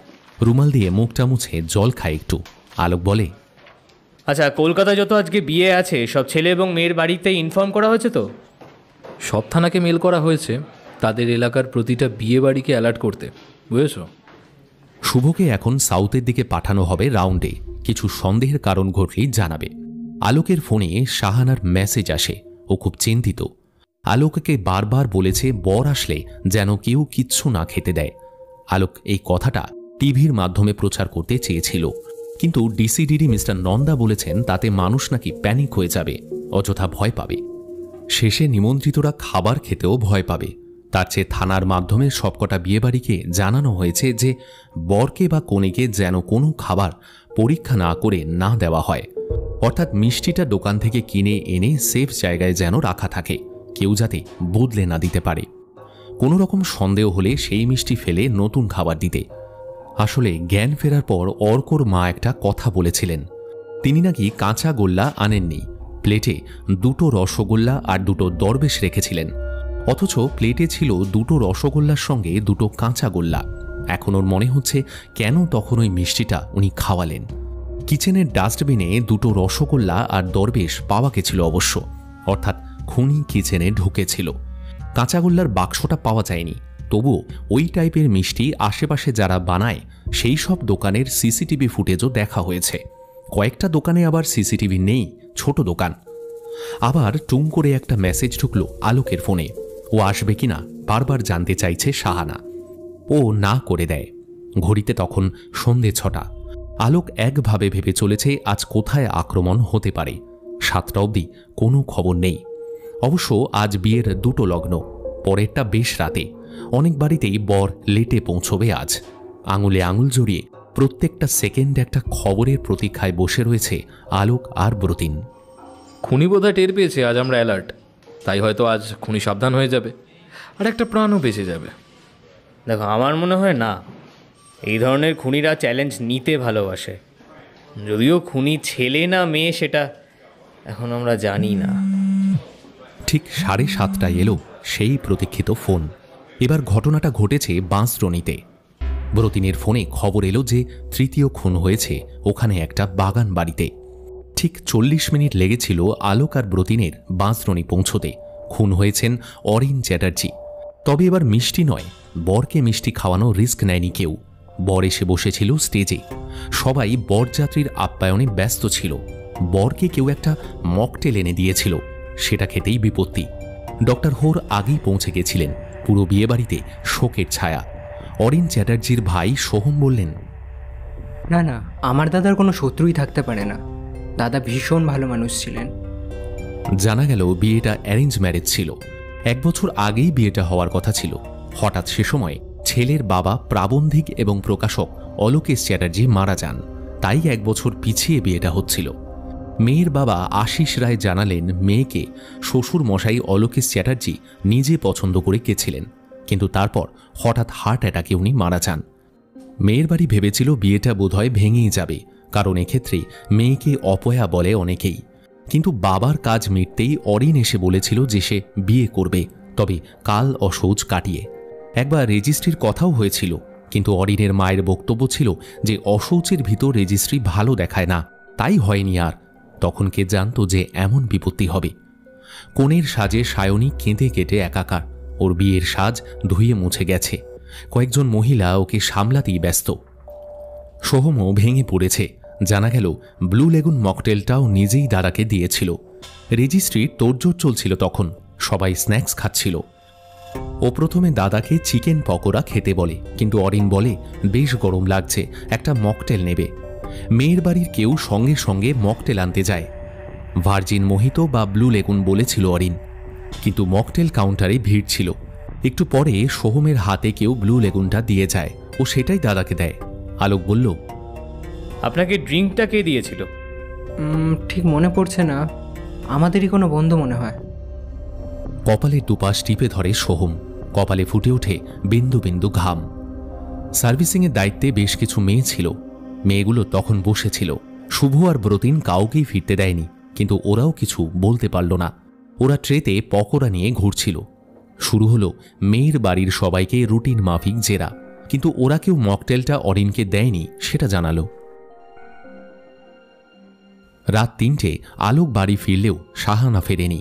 ও উর্বির বিয়েতে বাসর জেগেছে সারা রাত। অরিনের খুনের খবরটা আলোক দিয়েছিল ওকে।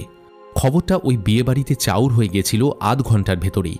ঘটনাটা শকিং হলেও উর্বিদের বাড়িতে যে আর অ্যাটাক হবে না সেটা সবাই বুঝতে পেরেছিল। ঘাম দিয়ে যেন জ্বর ছেড়েছিল সবার। জমে উঠেছিল বিয়েবাড়িটা। শাহানাও মেতে উঠেছিল আনন্দে। সারাটা দিন একটা প্রবল মানসিক চাপের ভেতর দিয়ে গেছেও। উর্বি আর আকাশ ঝলমল করছে যেন। খুব মানিয়েছে দুজনকে। শাহানা একটা মকটেলে চুমুক দিয়ে চমকে ওঠে। এবার নাকি খুনি মকটেলে বিষ মিশিয়েছিল। আকাশ এতক্ষণ কিছুই খায়নি, কিন্তু মকটেল তো নিয়েছিল।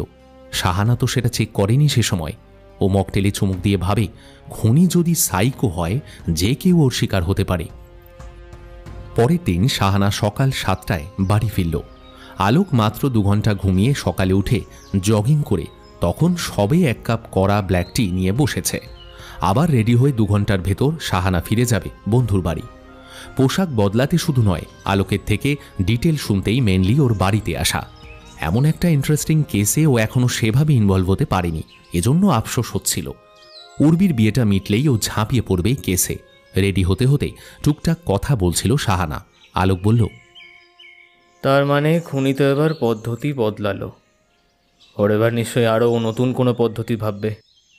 কি করছে বলো তো লোকটা? ও সত্যি পাগল নাকি? এরকম র্যান্ডম খুন করছে কেন ও? লোক কি? দেখো, আমার মনে হয় না, খুব সম্ভবত কোনো মহিলা। তবে সিরিয়াল কিলাররা সাইকো হয় ক্রাইমের ইতিহাস বলে।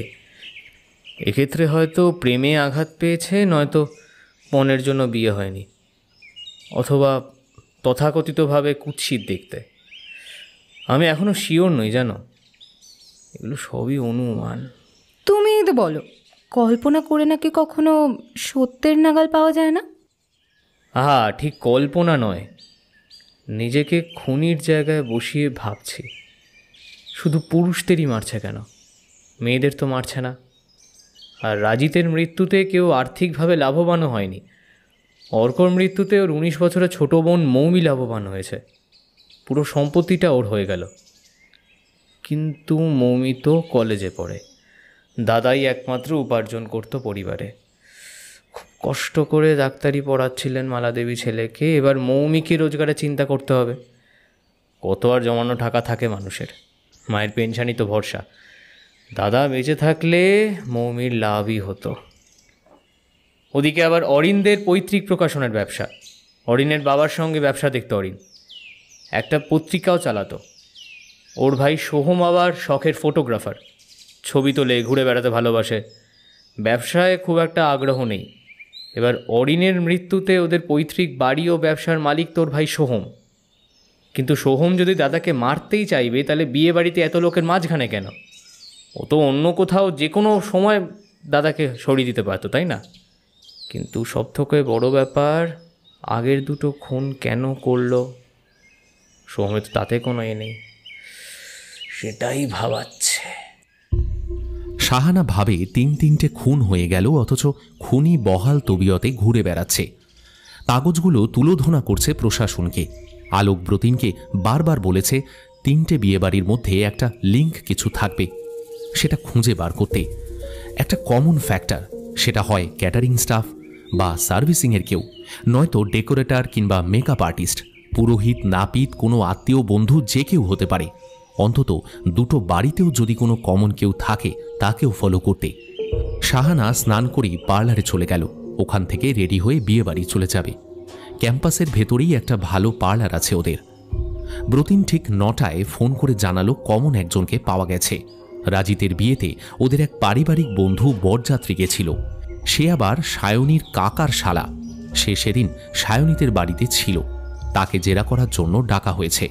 আলোক বলে, আচ্ছা, নেক্সট বিয়ের ডেট কবে আছে? পরশু আর তার পর দিন একটা, তারপর 3 দিনের গ্যাপে আবার একটা, তারপর 2 দিনের গ্যাপে একটা আছে, তারপর আপাতত শেষ। এরপর চৈত্র মাস, আবার বৈশাখে বিয়ে শুরু হবে। তার মানে চৈত্র মাস এবার সর্বনাশ নয় বলছো? চৈত্র মাস শুরু হলে কিন্তু তোমার সর্বনাশ। খুনিকে আর পাবে না। এখন খুনির হাতে 4টে সুযোগ আছে, আর আমাদেরও ওই 4টেই সুযোগ। দেখা যাক। দেখো, আমার মন বলছে খুনি এবার চাল বদলাবে। হয়ও আমাদের ভুল পথে নিয়ে যাবে, নয়তো নিজে কোনো ভুল করবে, আর ওইটাই আমাদের সুযোগ হবে। আলোক কথা বলে ফোন রেখে দেয়। আপন মনেই হাসেও। খুনি নিজেকে বেশ চালাক মনে করে। ও উঠে পড়ে। এবার লালবাজার যেতে হবে। ব্রতিনকে নিয়ে সাংভি, সায়নী আর আদিত্রির সঙ্গে কথা বলতে হবে একবার। লালবাজার পৌঁছতেই ব্রতিন বলল, আর একটা সূক্ষ্ম মিল পাওয়া গেছে কেসগুলোর ভেতরে। সাংভি আর সায়নী একই পার্লারে কিন্তু সেজেছিল। সাংভি পার্লারে গিয়ে সেজেছিল, আর সায়নীকে সাজাতে এসেছিল বাড়িতে অনিন্দিতা বলে একটি মেয়ে। তবে সে বর আসার 1 ঘন্টা আগেই ফিরে যায়। তাই এই সম্ভাবনা আপাতত বাতিল। আদিত্রিকে সাজিয়েছিল ওর এক বান্ধবী, তাছাড়া খুনটা সেক্ষেত্রে ছেলের বাড়িতে হয়েছে। হঠাৎ আলোকের মনে হয় আজকাল তো ছেলের বাড়ির মহিলারাও পার্লারে সাজে বা বাড়িতে বিউটিশিয়ান ডাকে। ব্রতিনকে বলতেই ও সঙ্গে সঙ্গে অর্কর বোনকে ফোন করে। মৌমি জানায় ওর পরিচিত দুটো মেয়ে এসেছিল বাড়িতেই মহিলাদের সাজাতে, চুল বেঁধেছিল কয়েকজন ওদের কাছে। মৌমি নিজেও সেজেছিল। কোন পার্লার থেকে এসেছিল ওরা? ঠিক পার্লার নয়, ওরা ট্রেনি, এখানে কাজ শিখছে। আমার পরিচিত একজন ওদের খোঁজ দিয়েছিল, রেটটা কম। এক দিদি একটা মেয়েকে নিয়ে এসেছিল। আচ্ছা, হ্যাঁ, তবুও মেয়ে দুটোর সাথে একটু কথা বলতাম। ওরা কিন্তু ঘটনাটা ঘটার প্রায় আধ ঘন্টা আগেই ফিরে যায়।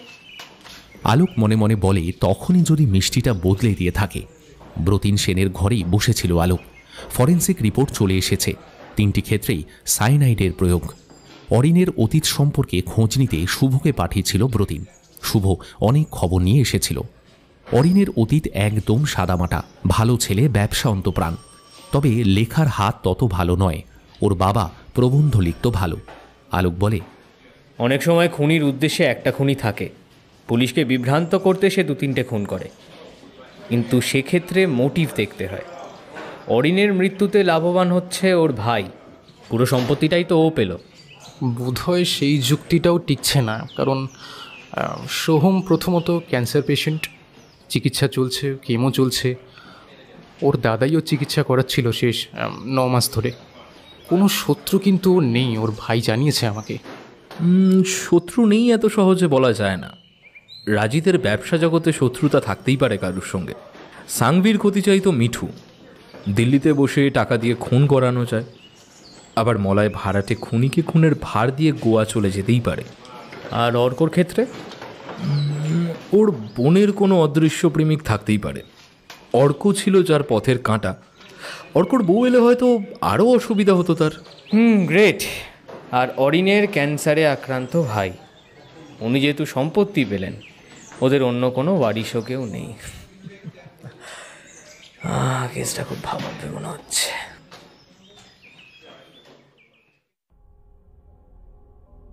খুব ভয় পেয়েছে অনিন্দিতা। যে কটা বিয়েবাড়িতে এই ঘটনা ঘটল ও প্রত্যক্ষ বা পরোক্ষভাবে তাদের সঙ্গে জড়িত। গত 2 বছর ওই স্টুডিওটা একটু একটু করে সাজিয়েছে। মেকআপ আর্টিস্টও। পার্লার নেই ওর, চুল কাটা, ফেসিয়াল বা ত্বকের যত্ন এসব হয় না এখানে। তাই ওর ব্যবসা ঠিক সারা বছরের নয়, বিয়ের সিজনেই বেশি কাজ থাকে। এছাড়া পার্টি মেকআপ টুকটাক করে থাকে সারা বছর। যেসব মাসে বিয়ে থাকে না ও তখন মেকআপের ক্লাস নেয়। পরপর 2টো জাতীয় স্তরের প্রতিযোগিতা জিতে বেশ নামডাক হয়েছিল। ইদানিং ওর ব্যবসা বেশ বেড়েও ছিল। প্রত্যেকটা বিয়ের ডেটে ওর অন্তত 2টো করে কাজ থাকে। আগামী 1 বছরের মধ্যে ওর প্রতিটা বিয়ের ডেট বুকড। বেশ কয়েক মাস আগে বুক না করলে ডেটই পাওয়া যায় না। কোণে সাজানোয় বেশ নাম হয়েছে। খুব খারাপ দেখতে মেয়েগুলোকেও ও হাতের গুণে আর তুলির টানে সুন্দর করে তোলে। গায়ের রং থেকে মুখের দাগ, ব্রণ থেকে বা পিগমেন্টেশনের থেকে ওর হাতের জাদুতে সব মিলিয়ে যায়। পার্টি মেকআপে প্রত্যেকের চেহারায় একটা আলাদাই মাধুর্য এনে দিতে পারে ও। তাই বেশ ভিড় হয় ওর স্টুডিওতে। কিন্তু এই খুনগুলো ওকে ভাবাচ্ছে। ঠিক বেছে বেছে ওর কাজের বাড়িগুলোতেই কেন এই ঘটনা ঘটছে। দ্বিতীয় খুনটা হয়েছিল মালঞ্চোর কাছে। অনিন্দিতা না গেলেও রূপসা আর তিতির গেছিল ওই বাড়িতে মেয়েদের সাজাতে। কেউ যদি একটু খোঁজ নেয় ওর নাম ঠিক জড়িয়ে যাবে এই ঘটনায়। আর একবার যদি নাম জড়িয়ে যায় স্টুডিওর বদনাম হয়ে যাবে, কেউ আসতে চাইবে না ওর কাছে। কিন্তু ওর ক্ষতি করবে বলে কেউ এভাবে খুন করবে সেটা ভাবতেও অবাক লাগে। মানুষ খুন কেউ কখন করে? একজনের ক্ষতি করতে চাইলে তো অনেক উপায় আছে। খুন করার মতো অপরাধে কেউ নিজেকে কেনই বা জড়াবে? অনিন্দিতা বারবার চিন্তা করে, কিন্তু কোনো কুলকিনারা পায় না। আগামী পরশুই পাটুলিতে ওর একটা ব্রাইডাল রয়েছে। খুব ভয় করছে ওর। এর পরের নিশানায় কি তবে ওই ছেলেটা? ওর কি এটা পুলিশকে জানানো উচিত? রূপসারও পরশু একটা ব্রাইডাল আছে বলছিল। রূপসা ওর কাছেই কাজ শিখেছে। আজকাল 1-2টো কাজও পায় রূপসা। স্টুডিওতে যায়নি আজ অনিন্দিতা। আজ তো কাজ নেই, ক্লাসও নেই আপাতত। আবার চৈত্র মাসে শুরু হবে ব্রাইডাল ক্লাস। ড্রয়িং রুমে বসে পেপারে ঘটনাগুলো বিস্তারিত পড়ছিল। এমন সময় বেলটা বেজে ওঠায় একটু অবাক হয়। অনিন্দিতা ওর মাকে নিয়ে একাই থাকে, ডিভোর্সি। কপালে এক চিলতে সিঁদুর পরে। সিঁদুরটুকুই ওকে বেশ কিছু প্রশ্নর হাত থেকে রক্ষা করে, সমাজে ওকে একটা আলাদা নিরাপত্তা দেয়। দ্বিতীয়বার বেলটা বাজতেই উঠে আসে। আইহোল দিয়ে দেখে দুজন অপরিচিত পুরুষ। একটু অবাক হয়ে ও সেফটি চেনটা লাগিয়ে দরজাটা একটু ফাঁক করে। মা ছোট পিসির বাড়িতে গেছেন, ও বাড়িতে একা। আজকাল কাউকে বিশ্বাস নেই। মনটা বড্ড কু ডাকছে সকাল থেকে। 2 ইঞ্চি ফাঁক হয় দরজাটা। অনিন্দিতা বলে, কাকে চাই? মেকআপ আর্টিস্ট অনিন্দিতা রায়। একটু অবাক হয় অনিন্দিতা, অর্থাৎ দিতা। ওর কাছে যারা আসে ফোন করে আসে, তাছাড়া পুরুষরা নয়, মহিলারাই আসে মেকআপের বিষয়ে কথা বলতে। অবশ্য এর আগে 2বার 2টো টিভি সিরিয়ালেও কাজ করেছে মেকআপ আর্টিস্ট হিসেবে। নাচের 2টো দলের সঙ্গেও কাজ করেছে। তখন সেই ডিরেক্টররা এসেছিল, তাও ওর ছোট মামার একটা সোর্সে। ও কয়েক সেকেন্ড তাকিয়ে থেকে বলে, কি দরকার বলুন? আমরা লালবাজার থেকে আসছি, ভিতরে বসে 2 মিনিট কথা বললে হয়তো ভালো হতো। মুখের সব রক্ত যেন ব্লটিং পেপারের মতো শুষে নিয়েছে। দরজাটাকে শক্ত করে আঁকড়ে ধরে দিতা, বলে, কেন, কি হয়েছে? ম্যাডাম, এটা রুটিন ইনভেস্টিগেশন, একটু ভেতরে বসে কথা বলি। ভয় ওদের আই কার্ড দেখতেও ভুলে যায় দিতা। দরজাটা খুলে দেয়, ঘরের ফ্যানটা অন করে ওদের বসতে বলে। ফাল্গুন মাস হলেও রোদের একটা তেজ রয়েছে। আলোক 1 গ্লাস জল আনতে বলে। 2টো কাঁচের গ্লাসে জল ভরতে ভরতে দিতা ভাবে, এরা কি ওকে অ্যারেস্ট করে নিয়ে যাবে? কালকের পেপারে কি ওর ছবিসহ নাম ছাপা হবে বিয়ের বর খুন শিরোনামে? মা হয়তো মরেই যাবে এই খবর শুনলে। কিন্তু দিতার তো কোনো দোষ নেই। জল উপচে পড়তে ওর সম্বিত ফেরে। ও জল কমিয়ে একটা ট্রেতে 2টো গ্লাস নিয়ে আসে। এক চুমুকে জলটুকু খেয়ে আলোক মুখ মোছে। ব্রতিন গ্লাসটা ছোঁয়ে না। সেন্টার টেবিলে গ্লাসটা নামিয়ে রাখে দিতা। তারপর জড়োসড়ো হয়ে দাঁড়ায় ঘরের কোণে। আপনি বসুন প্লিজ, একটা routine enquiry just. Madam, Sanghvi আর সায়নী কি আপনার ক্লায়েন্ট ছিল? মাথা নাড়ে দিতা, গলাটা কেমন শুকিয়ে এসেছে। আপনি তো জানেন নিশ্চয়ই কি হয়েছে ওদের সাথে। চাবি দেওয়া পুতুলের মতো মাথা নাড়ে মেয়েটা। সাংভি বা সায়নীকে কতদিন ধরে চেনেন আপনি? সাংভি 3-4 বার পার্টি মেকআপ করতে এসেছে আমার কাছে। গত মাসেও এসেছিল, কিন্তু সায়নীকে তো সেভাবে চিনি না। ওর বন্ধু মধুরাকে সাজিয়েছিলাম গত বছর, তাই দেখে ও যোগাযোগ করেছিল 8 মাস আগে। ম্যাডাম, আপনি তো সাংভির বাড়ি যাননি, তাহলে কি ও এসেছিল? বা আপনার স্টাফদের মধ্যে কেউ জেলাস বা মানে কাউকে আপনার সন্দেহ হয়? না, আমার স্টাফরা খুবই ভালো। কারোর সঙ্গে সাংভির ঝগড়া বা রেশারেশি? মাথা নাড়ে দিতা, বলে, সাংভি খুব মিষ্টি স্বভাবের। আচ্ছা ম্যাডাম, আর সাংভির কোনো বয়ফ্রেন্ড? ওদের লাভ ম্যারেজ, এটা আমি জানতাম না। দেখুন ম্যাডাম, বিয়ের ঠিক আগের মুহূর্তে একটা মেয়ে যখন সাজে তখন আবেগে অনেক কথাই বলে ফেলে। তেমন কিছু যদি মানে খুব সাধারণ কোনো ফোন এসছিল বা এরম কিছু? তেমন কিছুই মনে পড়ে না দিতার। আচ্ছা, আপনার কবে কোথায় ব্রাইডাল রয়েছে তার কোনো ডায়েরি মেনটেন করেন কি? আপনার স্টাফেরা জানে সেটার কথা? ডায়েরি ঠিক নয়, একটা খাতা আছে, ডেট দিয়ে সব লেখা থাকে, আমার স্টুডিও টেবিলেই থাকে। একটু স্বাভাবিক হয় এবার দিতা। তার মানে আপনার মেয়েরা ও খাতা দেখতে পারে? হ্যাঁ, অনেকেই দেখতে পারে। ওটা আমি লুকিয়ে তো রাখি না। আমি না থাকলে মেয়েরা বুকিংও নেয়। মানে ইউ মিন খাতাটা যে কেউ চাইলেই দেখতে পারে? দেখুন, স্টুডিওর ভেতর ছোট্ট একটা কাউন্টার রয়েছে, তার সামনে বসার ব্যবস্থা। বিয়ের সাজ সাজতে এলে ক্যামেরাম্যানরা সঙ্গে আসে, আর ওরা ওই টেবিলের সামনেই বসে। চাইলে ওরাও দেখতে পারে, ওটা গোপনীয় তো নয়। 2-4টে ম্যাগাজিন থাকে টেবিলে, ওরা সেসবও দেখে। তবে তো যে কেউ আপনার ক্ষতি করতে পারে এইভাবে। আমি সত্যি এভাবে কখনো ভাবিনি।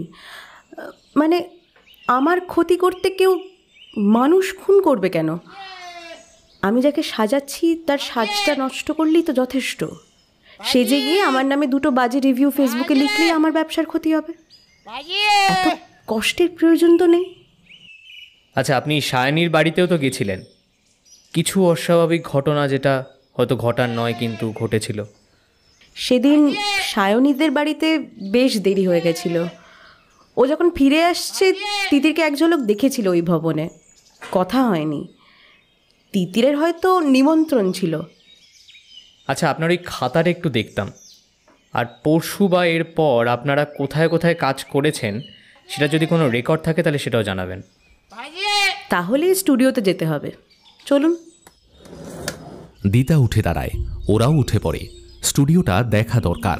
5 মিনিটে রেডি হয়ে ঘর বন্ধ করে ওরা নেমে আসে। আলোকের গাড়িতে এসেছিল ব্রতিন। আলোক বলেছিল পুলিশের গাড়িতে নিলে মেয়েটাকে সবাই প্রশ্ন করবে, খুনিও অ্যালার্ট হয়ে যাবে, তাই আলোকের গাড়িতেই ফরমাল পোশাকে এসেছে ওরা। স্টুডিওটা বাড়ি থেকে 7 মিনিটের পথ, বড় রাস্তায়, বেশ সুন্দর করে সাজানো। ফল সিলিংয়ে নানা রকম লাইট, দেওয়ালে টেক্সচার, দামি চেয়ার, দুদিকের দেওয়ালে আয়না, সব ঘুরে দেখছিল আলোকরা। 4টে সিসিটিভি রয়েছে। সবাই ভরি ভরি গয়না নিয়ে সাজতে আসে, যদি চুরি হয় তাই এই ব্যবস্থা। এর ফুটেজ রয়েছে? আর কতদিনের ফুটেজ পাবো? 4 মাস হলো লাগিয়েছি। রোজ তো খুলি না স্টুডিও, বিয়ের ডেটে কেউ এখানে সাজলে খোলা হয় স্টুডিওটা। 4 মাসের প্রায় সব বিয়ের ডেটের ছবি পাবেন। হ্যাঁ তাই দিন। আর কে কে আপনার খাতায় হাত দিয়েছে সেটা দেখব। অনেক ক্যামেরাম্যান আসতো তো আপনার এখানে? হ্যাঁ, যখন যে সাজতে আসে সঙ্গে ক্যামেরাম্যান আসে। হঠাৎ একটা কথা মনে পড়ে, বলে, দ্বিতীয় খুনটা যেটা মালঞ্চয় হয়েছিল সেটার ব্যাপারে একটা ইনফরমেশন দিতে পারি। জানি না দরকার কি না, আমার এখানে কাজ করে একটি মেয়ে রূপসা, ও গেছিল ওই বাড়িতে সেদিন। সঙ্গে একজন ট্রেনি নিয়ে গেছিল। ওরা বোধহয় মহিলাদের চুল বাঁধছিল। ওরা চলে আসার কিছুক্ষণ পরেই ঘটে ওই ঘটনা। তিতির, মানে যে রূপসার সঙ্গে গেছিল, সে খুব ভয় পেয়েছিল পরদিন ঘটনাটা জেনে। ও আমার প্রতিবেশী। আলোক আর ব্রতিন মুখ চাওয়াচাওয়ি করে। এটা একটা বড় লিড। এই রূপসা আর তিতিরকে জেরা করতে হবে। আপাতত আলোক দিতার থেকে এ মাসের বাকি বিয়ের লিস্ট দেয়। কে কবে বুকিং করেছে সেই ডিটেলটাও নিয়ে নেয়। রূপসা আর তিতিরের বাড়ির উদ্দেশ্যে রওনা হয় ওরা। তিতির বাড়িতে নেই দেখে দিতা একটু অবাক হয়। ও খুব একটা কোথাও বার হয় না। রূপসা যদিও বাড়িতেই ছিল, প্রাইভেটে MA পড়ে, সঙ্গে এসব কাজ শিখছে। পুলিশ দেখে ও বেশ ভয়ই পেয়েছিল। তবে ও আশা করেছিল যে পুলিশ আসতে পারে। অনিন্দিতা সঙ্গে থাকায় খানিকটা সহজ হয়েছিল। আলোক ওকে প্রথমেই বলে, মালঞ্চর কাজটা কি করে পেয়েছিলে? মৌমি আমায় ফোন করেছিল কোনো পরিচিত সোর্সে। তিতিরের কথাও বলেছিল। ও বলেছিল দাদার বিয়েতে ওদের কয়েকজনকে সাজাতে। বৌভাতের কাজটাও আমরা পেয়েছিলাম। 3000 টাকা অ্যাডভান্সও করেছিল ওরা। আমার তো ক্ষতিই হলো এই ঘটনায়। তুমি বেরিয়ে আসার পরেই কিন্তু খুনগুলো হয়। অস্বাভাবিক কিছু দেখেছিলে ওখানে? না, আমরা 4 জনের চুল বেঁধেছি। মোট 6 জনকে হালকা মেকআপ করেছি। আমরা যখন চলে আসি আমাদেরও মিষ্টি খেতে রেখেছিল ওদের বাড়িতে। ডাইনিং হলের টেবিলে একটা মিষ্টির প্লেট ছিল, সেটা খেয়াল করেছিলে? একটু চিন্তা করে মাথা নাড়ে রূপসা, বলে, আমি তো ওদিকে যাইনি। ঢুকে ড্রয়িংয়ের ডান দিকে যে 2টো বড় ঘর, সেখানে মেয়েরা সাজছিল, সেটাই আমি গেছিলাম। তিতির একবার টয়লেটে গেছিল অবশ্য। মিষ্টিটা কে দিতে এসেছিল? একটা ক্যাটারিংয়ের ছেলে বোধহয়। দেখলে চিনতে পারবে? মুখ দেখিনি তো। মাথায় ক্যাপ ছিল, হাতে গ্লাভস, যেমন ক্যাটারিংয়ে পরে। আলোক একটু অবাক হয় ও অনিন্দিতাকে বলে, হ্যাঁ, এই তিতিরের সম্পর্কেই আমরা একটু জানতে চাই। দেখা তো হলো না, মেয়েটা কেমন? তিতির মানে তিতির তো। একটু থেমে যায় দিতা। কথাগুলো বলা কি উচিত হবে মনে মনে ভাবে। তারপর মনকে শক্ত করে রূপসার দিকে তাকায়। রূপসা বেশ গম্ভীর হয়ে বসে রয়েছে। আচ্ছা, তিতির কি সবসময় স্টুডিওতে থাকতো, মানে আপনার স্টাফ? না না, ও কাজ শিখতে আসতো। ও আমাদের মডেল হতো। যখন নতুনদের ক্লাস নিতাম ও মডেল হতো। এই লাইনে মডেল পাওয়া বেশ কঠিন। সবাই তো ঘন্টার পর ঘন্টা সংসাজতে রাজি হয় না। চুল ত্বক খারাপ হয়ে যায় চড়া মেকআপে। কিন্তু তিতির সাজতে ভালোই বাসত। এক কথায় সাজুনে ছিল। ছোটোর থেকেই ও সাজতে ভালোবাসত, তো ওকে মডেল করতাম আমরা। আবার ও কাজও শিখত। টুকটাক ওকে নিয়ে বিয়েবাড়িও যেতাম। আচ্ছা রূপসা, এই মাসে তোমার আর কোনো বিয়ের কাজ আছে? পরশু একটা বৌভাত আছে, একদিন আগেই বিয়ে হয়েছে। আমি তো খুব বেশি কাজ পাই না। আচ্ছা, যদি পাও আমাদের জানাবে। ব্রতিন নিজের নাম্বারটা লিখে দেয় ওদের, বলে আর কিছু মনে পড়লে বা জানতে পারলে ফোন করতে। ব্রতিন আর আলোক উঠে পড়ে। এখন মালঞ্চ যেতে হবে আরেকবার। মৌমি দরজা খুলে ওদের দেখে একটু বিরক্ত হয়। ওর মা এখনো বিছানায়। আলোক বলে, আচ্ছা মৌমি, রূপসাকে কতদিন ধরে চেনো? চিনি না তেমন, ওই ভালো সাজায় শুনেছিলাম, মুখ চেনা। সবাই বলে ওর হাত ভালো, রেটটাও কম, তাই ওকে ডেকে নিয়েছিলাম। তোমার কি মনে হয় তোমার দাদার মৃত্যুতে কে লাভবান হবে? এমন কেউ যে ক্ষতি করতে পারে? আমি সত্যিই জানি না, তবে তিয়াশিতি দাদাকে বিয়ে করতে চেয়েছিল, ওর রাগ ছিল দাদার উপর, কিন্তু খুন করবে বলে তো মনে হয় না। এই তিয়াশিটাকে? পিসিমণির ননদের মেয়ে, ও ছিল সেদিন এখানে। ও খুব চেয়েছিল দাদাকে বিয়ে করতে, কিন্তু দাদা রাজি হয়নি। ও কি বরযাত্রী যাবে বলে এসেছিল? ওদের তো বউ ভাতের নিমন্ত্রণ ছিল, তবুও ও সেদিন দুপুরে চলে এসেছিল। ওই ঘটনার পর ওকে আর সেদিন দেখিনি। তবে তিয়াশিতে হিংসে এতটা নিচে নামবে বলে আমার তো মনে হয় না। আলোক মনে মনে ভাবে যে এটা কি ব্যক্তিগত আক্রোশ নাকি সিরিয়াল কিলিং, সেটাই তো পরিষ্কার নয়। কেসটা আরও জটিল হয়ে উঠছে ধীরে ধীরে। তিয়াশির ঠিকানা আর ফোন নম্বর নেয়ও মৌমির থেকে। বলে, আচ্ছা তোমাদের বাড়িতেও তো নিশ্চয়ই মোবাইল ফোনে অনেকে ছবি তুলেছে, সেই সব ছবিগুলো আমার চাই। আর অবাঞ্ছিত কেউ বাড়িতে এসছে কি না সেটা বলতে পারবে? আমার ফোনের সব ফটো দেখেছি, না তেমন কেউ তো নেই। দাদার ফোনেও শুধু ওর বন্ধুদের ফটো। তোমাদের বাড়িতে সেদিন বিকেলে অতিথিদের ক্যাটারিংয়ে ছেলেরা মিষ্টি সার্ভ করছিল? হতে পারে, দুপুরেও তো ওরাই খেতে দিয়েছিল। আচ্ছা মৌমি, তোমার বয়ফ্রেন্ড আছে? আচমকা প্রশ্নটা করে আলোক। মৌমির গাল লাল হয়ে ওঠে, একটু অপ্রস্তুত হয় মেয়েটা। তারপর খুব জোরে মাথা নাড়ে। আলোক মুচকি হেসে বলে, আচ্ছা আর কিছু মনে পড়লে ফোন করবে। আর নতুন ভার্চুয়াল বন্ধুদের থেকে একটু সাবধান, তোমার ওপর এখন অনেক দায়িত্ব। মৌমি মাথা নিচু করে বসে থাকে। ফেরার পথে আলোক বলে, মেয়েটা নিঘাত প্রেম করছে, কিভাবে ব্লাশ করলো দেখলে? আপনার কথা মতো আমি আগেই ওদের সবার ফেসবুক হোয়াটসঅ্যাপ ট্র্যাক করেছি। সব চ্যাট আর হোয়াটসঅ্যাপ ডিলিট করেছে মেয়েটা। তবে চিন্তা নেই, সেগুলো সবকটাই পাওয়া যাবে। ওর বয়ফ্রেন্ডও ভার্চুয়ালি মনে হয়। রূপসা, তিতির, অনিন্দিতা, এদের সবার ফেসবুকে নজর রাখতে হবে। দরকারে চ্যাট রেকর্ড দেখতে হবে, ঠিক আছে? ব্রতিন মাথা নাড়ে। হাতে আর একটা দিন মাত্র সময়। এখনও খুনিকে ওরা জানে না, খুনগুলোর কারণ জানে না। মিডিয়া যা তা বলছে প্রশাসনকে। ব্যর্থতা ঢাকতে কাল সকালে প্রেস কর্নার রেখেছেন মিস্টার নন্দা। তার আগে একটা কিছু পেতেই হবে। ও একটা দীর্ঘশ্বাস ছাড়ে। আলোক দাঁত দিয়ে ঠোঁট কামড়ে ভাবছে এবার কি করবে। সন্ধ্যায় আলোক ল্যাপটপ আর খাতা কলম নিয়ে বসে। অনিন্দিতার ফেসবুক থেকে ও তিতিরকে খুঁজে পেয়েছিল। মেয়েটাকে কেমন যেন একটু লাগে ওর। ওদিকে রূপসার মেসেঞ্জার নেই। ও ব্রতিনের কাছে এদের হোয়াটসঅ্যাপ ডিটেল চেয়েছে। ব্রতিন একটা দিন সময় চেয়েছে। তিয়াশি মেয়েটার ব্যাপারেও লোক লাগানো হয়েছে। এদিকে সাহানা এখনও ফেরেনি। ফাঁকা বাড়িতে প্রত্যেকটা খুনের ঘটনা নিয়ে চুলচেরা বিশ্লেষণ শুরু করে আলোক। কোনো একটা খুন কি ব্যক্তিগত আক্রোশের কারণে ঘটেছে? কিন্তু তাহলে এতগুলো খুন পরপর কেন?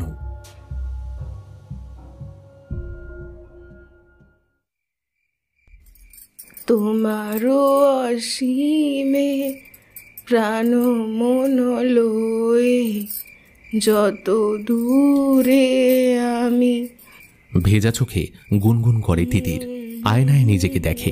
সবুজ তাঁতের শাড়ি, গোলাপি লো কাট ব্লাউজ। বেশ লাগছিল ওকে দেখতে। কিন্তু কার জন্য সাজবে, কোথায় ওর পার্থ, সে তো কথা দিয়েও আসে না। সেদিনও এলো না। বিয়ে বাড়িতে যেতে ভালো লাগে না তিতিরের। বিয়ে বাড়ি গেলেই একটা মন খারাপ যেন ওকে ঘিরে ধরে। কেমন যেন একটা অপূর্ণতা পাক খায় ওর চারিদিকে। মেয়েগুলো সব রঙিন প্রজাপতির মতো উড়ে বেড়ায়। ছেলেরা সব সতৃষ্ণ নয়নে সেদিকে চেয়ে থাকে। বুকের মধ্যে একটা দমচাপা কান্না যেন পাক খায় তিতিরের। ও কি কম সুন্দর? তবুও পার্থ ওর কাছে আসে না কেন? সজল চোখে সব সাজ খুঁজে ফেলে তিতির। সবাই সমান, কোনো ছেলে ওকে ভালোবাসে না, কেউ ওর কথা ভাবেই না। ওর ভেতরে যে একটা নরম মন আছে, কেউ যেন সেটা বোঝেই না। কেন সবাই ওর সঙ্গে এমন করে? পার্থ এমন করবে ও একবারও ভাবেনি। পার্থ তো বলেছিল যে ওকে বোঝে, ওর কষ্ট বোঝে। তবু কেন এলো না? ফোনটাও তুলছে না পার্থ। ভালো লাগে না। মেয়েটা আয়নার সামনে দাঁড়িয়ে একে একে সব সাজ খুলে ফেলে, নিজেকে নিরাভরণ করে। বন্ধ ঘরের ভেতরে আয়নার ভিতর দিয়ে তিতির ওর দিকে চেয়ে আছে, দেখে নিজেকে। এই তিতিরকে কেউ ভালোবাসে না, বাবাও ভালোবাসেনি। মা বাধ্য হয়ে ওকে নিয়ে বাড়ি ছেড়েছিল। মা তো মাই হয়, সন্তানকে তো মায়েরা স্নেহ করবেই। নিজের রক্ত মাংসে গড়া সন্তানকে কি কেউ ত্যাগ করতে পারে? কিন্তু বাবা তো তাকে ত্যাগ করেছিল। সব পুরুষের প্রতি বিদ্বেষ যেন জ্বলে ওঠে তিতিরের। সব পুরুষই স্বার্থপর, সবাই সমান। পুরুষদের ঘৃণা করে তিতির। ইচ্ছে করে এক এক সময়ে পৃথিবীটা পুরুষ শূন্য করে ফেলতে। কিছুই ভালো লাগে না ওর। আয়নার সামনে মাটিতে বসে পড়ে ফুপিয়ে ফুপিয়ে কাঁদে। পার্থ কি তাহলে ওকে ছেড়ে চলে গেল? সেই ক্লাস 9-এ থাকতে প্রথম রিজুদার প্রেমে পড়েছিল। রিজুদা ওকে পড়াতে আসতো। তখন রিজুদা ইঞ্জিনিয়ারিং পড়ছে। কি সুন্দর সুন্দর গল্প বলতো ওকে, কত ভালো ভালো কথা বলতো, কত বই এনে দিত, পেন এনে দিত। তিতিরের সদ্য কৈশোর তখন। রিজুদাকে নিয়ে স্বপ্নে জাল বুনেছিল তিতির, কিন্তু সেই স্বপ্ন বাস্তবায়িত হওয়ার আগেই রিজুদা চলে গেল একদিন। কত কেঁদেছিল তিতির, কিন্তু রিজুদা ওকে ভুলে গেছিল। তিতির তো ভুলতে পারেনি। ওর কোমল হৃদয়ে খুব যত্নে রিজুদার নাম লিখেছিল, কিন্তু তা তো রিজুদা জানতেই পারল না। কত রাত তিতির ঘুমোয়নি এরপর। ক্লাস 11-এ পরিচয় হয়েছিল উমেশের সঙ্গে। ওর সঙ্গে পড়তো ছেলেটা।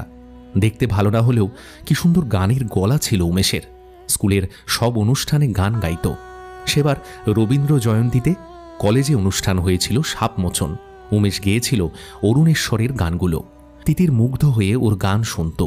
ওর কালো পাথর খুঁড়ে বেড়ানো শরীরটাকে ভালোবেসেছিল তিতির, কিন্তু বলে উঠতে পারেনি কখনো। ভয় হতো যদি উমেশ ওকে অপমান করে, ভুল বুঝে। ও উমেশের ভেতরটাকে ভালোবাসত। অন্তর দিয়ে উমেশের সৌন্দর্য স্নিগ্ধতাকে অনুভব করেছিল। 2 বছর ও শুধু দূর থেকেই দেখে গেছিল। তারপর 12-এর রেজাল্টের পর কোথায় যেন হারিয়ে গেল উমেশ। তিতির নিজের মনের কথা বলার আর সুযোগ পেল না। এরপর তিতির নিজেকে গুটিয়ে নিয়েছিল। উচ্চ মাধ্যমিকে তেমন ভালো রেজাল্ট হয়নি ওর। পড়তে ভালোই লাগতো না। রিজুদার মতো করে কেউ ওকে পড়াতো না, বোঝাতোই না কেউ। কলেজেও ভর্তি হয়নি আর তাই। ছবি আঁকতে খুব ভালো লাগতো ওর। মা তাই তনয়দাকে বলেছিল ছবি আঁকা শেখাতে। তনয়দার হাতে পেন্সিল যেন কথা বলতো। ওর কি সুন্দর ছবি এঁকে দিত তনয়দা। অবাক হয়ে যেত। আঁকা শিখতে গিয়ে যখন তখন তনয়দার হাতে ওর হাত ঠেকে যেত, কেমন যেন শিউরে উঠত। তনয়দা যখন ওর হাত ধরে পেন্সিলের স্ট্রোক দেখিয়ে দিত, কেমন যেন শরীর জুড়ে জ্বর আসত তিতিরের।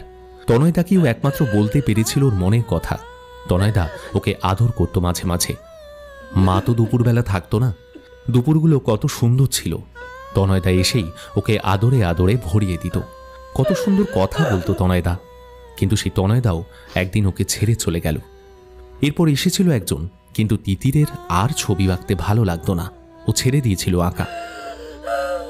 ওর সঙ্গেই কেন যে এমন হয় ভেবে পায় না ও। কপালটা কি সত্যি এতটাই খারাপ? মা ওকে বুঝতে চায় না। ও যে বাঁচতে চায়, ও যে আর 5টা মেয়ের মতো একটা সংসার চায়। মা শুধু বলে মায়ের সংসার হয়নি, চাইলেও সবার সংসার হয় না। মা কিচ্ছু বুঝতে চায় না আজকাল। এই যে মেয়েগুলো সব পটাপট বিয়ে করে নিচ্ছে, সবার সংসার হচ্ছে, মা বাবাই তো বিয়ে দিচ্ছে।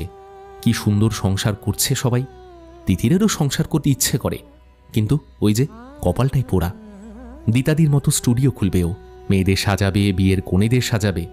ও বেশ সুন্দর সাজাতে শিখেছে। এই যে ও সাজে, নিজে সেজে বের হয়, কি সুন্দর লাগে না ওকে? পার্থ তো ওকে দেখেনি। ওর ছবি দেখেছিল শুধু ফেসবুকের পাতাতে। পার্থ তো ওকে ছবি দেখেই ভালোবেসেছে। ওর আর পার্থর একটা ছোট্ট সংসার হবে, ছোট্ট একটা ফ্ল্যাট। কিন্তু কেন অন হচ্ছে না পার্থ? তবে কি পরশুর বিয়েবাড়ির ঘটনায় পার্থ ভয় পেয়েছে? তিতির এবার ভয় পাচ্ছে। সাংভিকে ও দেখেছিল দিতাদির স্টুডিওতে। বহুদিন ধরে আসে মেয়েটা। সেদিন কি মিষ্টি লাগছিল বিয়ের সাজে। ওদের সবাইকে বারবার করে নিমন্ত্রণ করেছিল, যেতে বলেছিল ওর বিয়েতে। পার্থ শুনে বলেছিল ওকে যেতে। যে কোনো বিয়েবাড়িতে গেলে প্রচুর লোকের সান্নিধ্যে আসা যায়, তাই তো তিতির গেছিল। ও যখন গেল, বর এসেছে, সবাই নাচানাচি করছে, কত বাজি ফাটছিল। ও বাজি বড্ড ভয় পায়। তাড়াতাড়ি ভিড় এড়িয়ে ঢুকে পড়তে চেয়েছিল ভবনে, কিন্তু তখনই শুরু হলো হুটোপুটি। বর নাকি অসুস্থ হয়ে গেছিল। এক কোণে দাঁড়িয়ে ঘাম ছিল তিতির। তারপরেই যেই শুনল বর মারা গেছে, পুলিশ আসবে, ও আর দাঁড়ায়নি। সাংভির সঙ্গে দেখাও করেনি, ভয় করছিল যে, কেমন একটা চোরা ভয়। পালিয়ে এসেছিল ও। আবার রূপসাদির সঙ্গে মৌমিদের বাড়ি গিয়েও বোধহয় ভুলই করেছিল। মৌমির দাদাটাও চলে গেল। সায়নীর বিয়েতেও যাবে নাই ভেবেছিল, কিন্তু পার্থ বলেছিল ও নিমন্ত্রণ রয়েছে, তাই তো তিতির গিয়েছিল। সায়নীর সঙ্গে ওর তো পরিচয় ছিল না, একপাশে দাঁড়িয়েছিল। বর বরণের সময় এক ঝলক দেখেছিল অরিনকে, কিন্তু ওর চোখ খুঁজছিল অন্য কাউকে, যে ওকে চিনে নেবে বলেছিল। তার আগেই তো সব কেমন বদলে গেল। কিন্তু এবার ওর বেশ ভয় করছে, ও কি সত্যি অপয়া? মা এতদিন বলতো ওকে কোনো শুভ কাজে যেতে নেই। মা ওকে কোথাও যেতে দিতেও চাইতো না, কেমন যেন লুকিয়ে রাখতে চায়। আয়নায় নিজের ছবিটা খুঁটিয়ে দেখে তিতির। হঠাৎ টুম করে মেসেজ ঢোকে ফোনে। কি গো তিতির, রাগ করেছ? সরি। আরে বিশ্বাস করো, লেট হয়ে গেছিলাম সেদিন। আর আমি যখন পৌঁছেছি সব শেষ, পুলিশ এসেছিল জানো। তুমি বোধহয় তখন বাড়ি চলে গেছো। আমি তবুও তোমায় খুঁজেছিলাম সোনা। তারপর বুঝতে পারলাম তুমি চলে গেছো। আর এদিকে আমার ফোনটাও খারাপ হয়ে গেছিল হঠাৎ করেই, তাই মেসেজ করতে পারিনি। এখন একটা ক্যাফেতে এসেছি। আজকে কি তুমি এসেছিলে নন্দনে? ফোন ছিল না বলে যোগাযোগ করতেই পারিনি গো। বলো না সোনা, আজকে কি তুমি এসেছিলে আমার সঙ্গে দেখা করতে? আমিও গেছিলাম জানো। আমার তারপর মনে হলো ফোন নেই তো, তোমায় তো ফাইনাল জানাইনি যে আজ যাবই, হয়তো তুমি আসবে না, তাই হেঁটে হেঁটে এই ক্যাফেতে এলাম ফেরার পথে। কি গো, কথা বলবে না? আচ্ছা, এই আমি কান ধরলাম। একটা কান ধরা হনুমানের ইমোজি ভেসে আসে। তিতির আর রেখে থাকতে পারে না, হেসে ফেলে। কত মেসেজ, ওর সব অভিমান ধুয়ে মুছে যায়। চোখ মুছে তাড়াতাড়ি টাইপ করতে যায়, আর ঠিক তখনই বেলটা বেজে ওঠে। এমন অসময় কে আবার এলো? কেউ এসেছে, একটু দাঁড়াও। ফোনটা রেখে উঠে যায় ও। দরজার আই হলে চোখ রাখে।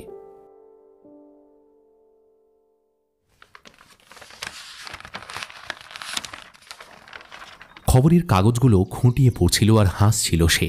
বেশ মজা লাগে গল্পগুলো পড়তে। যে যার মতো কল্পনা করে চলেছে। কলকাতা পুলিশ, যাকে কিনা স্কটল্যান্ড ইয়ার্ডের সঙ্গে তুলনা করা হয়, তারা সব ছুটে বেড়াচ্ছে।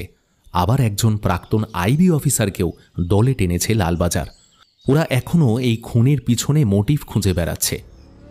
খুব হাসি পায় তার। একটা পেপার আবার লিখেছে, কলকাতায় ফিরে এলো এক সাইকো খুনি।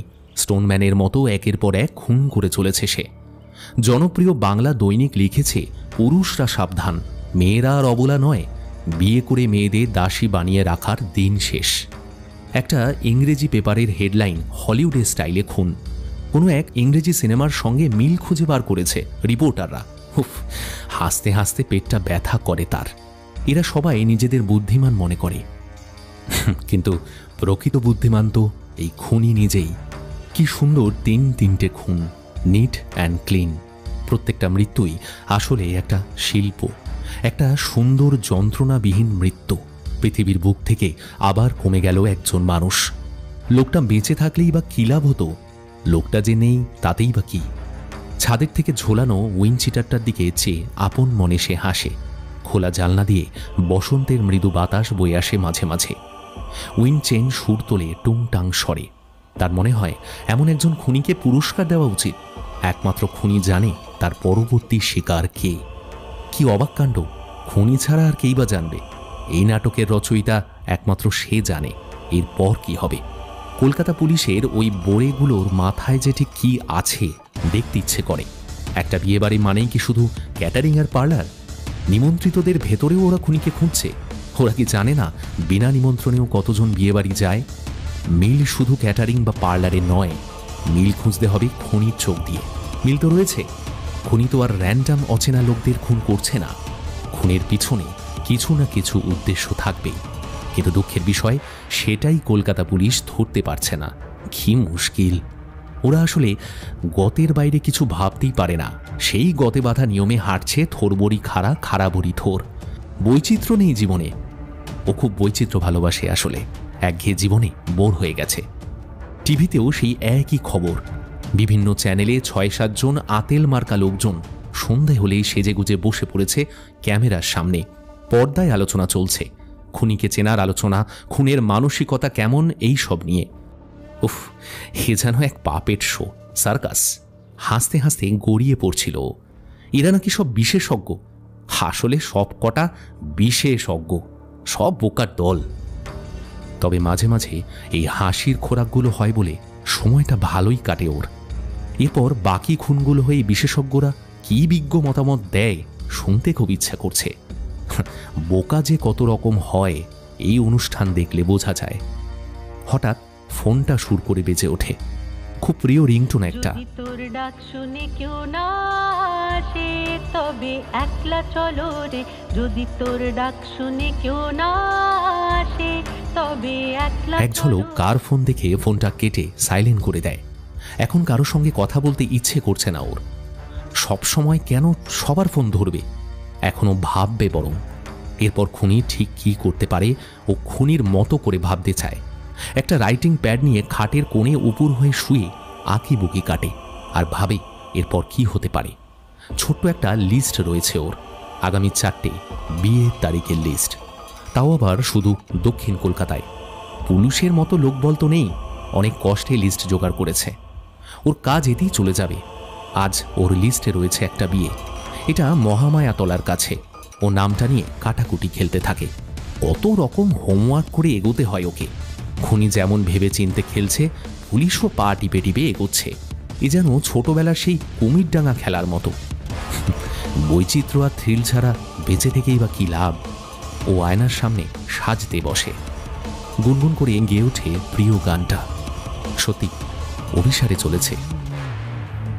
এ এক প্রখর বুদ্ধি সম্পন্ন খুনি, আর একদল বোকা পুলিশ, আর এক আইবি অফিসার যে কিনা আবার ঈগল লড়াইতে হেরে চাকরি ছেড়েছিল এককালে। আস্তে আস্তে আয়নার মধ্যে নিজের প্রতিবিম্ব দেখে নিজেই অবাক হয় সে। বেশ অন্যরকম লাগছে ওকে। নিজেই মুগ্ধ হয় নিজেকে দেখে। আহা, ভগবান গুণ তো কিছু কম দেয়নি ওকে। নিজের ভ্রুগুলোর উপর কাজল বুলিয়ে নিজেকে ঘুরিয়ে ফিরিয়ে আরেকবার দেখে সে। হ্যাঁ, সব ঠিক আছে, এবার যার আসার কথা সে আসলে হয়। তাকে খুব দরকার তার। প্রত্যেকটা খুনের স্পটে খুনি নতুন করে একটা গল্প লিখবে, নতুন ভাবনা, নতুন থিম। আগের ঘটনার সঙ্গে মিল কখনোই থাকবে না। অন্য ফোনটা তুলে নির্দিষ্ট নম্বরে একটা মেসেজ করে সে। তারপর গুনগুন করে গান গাইতে গাইতে বেরিয়ে পড়ে। অনেকটা পথ যেতে হবে ওকে।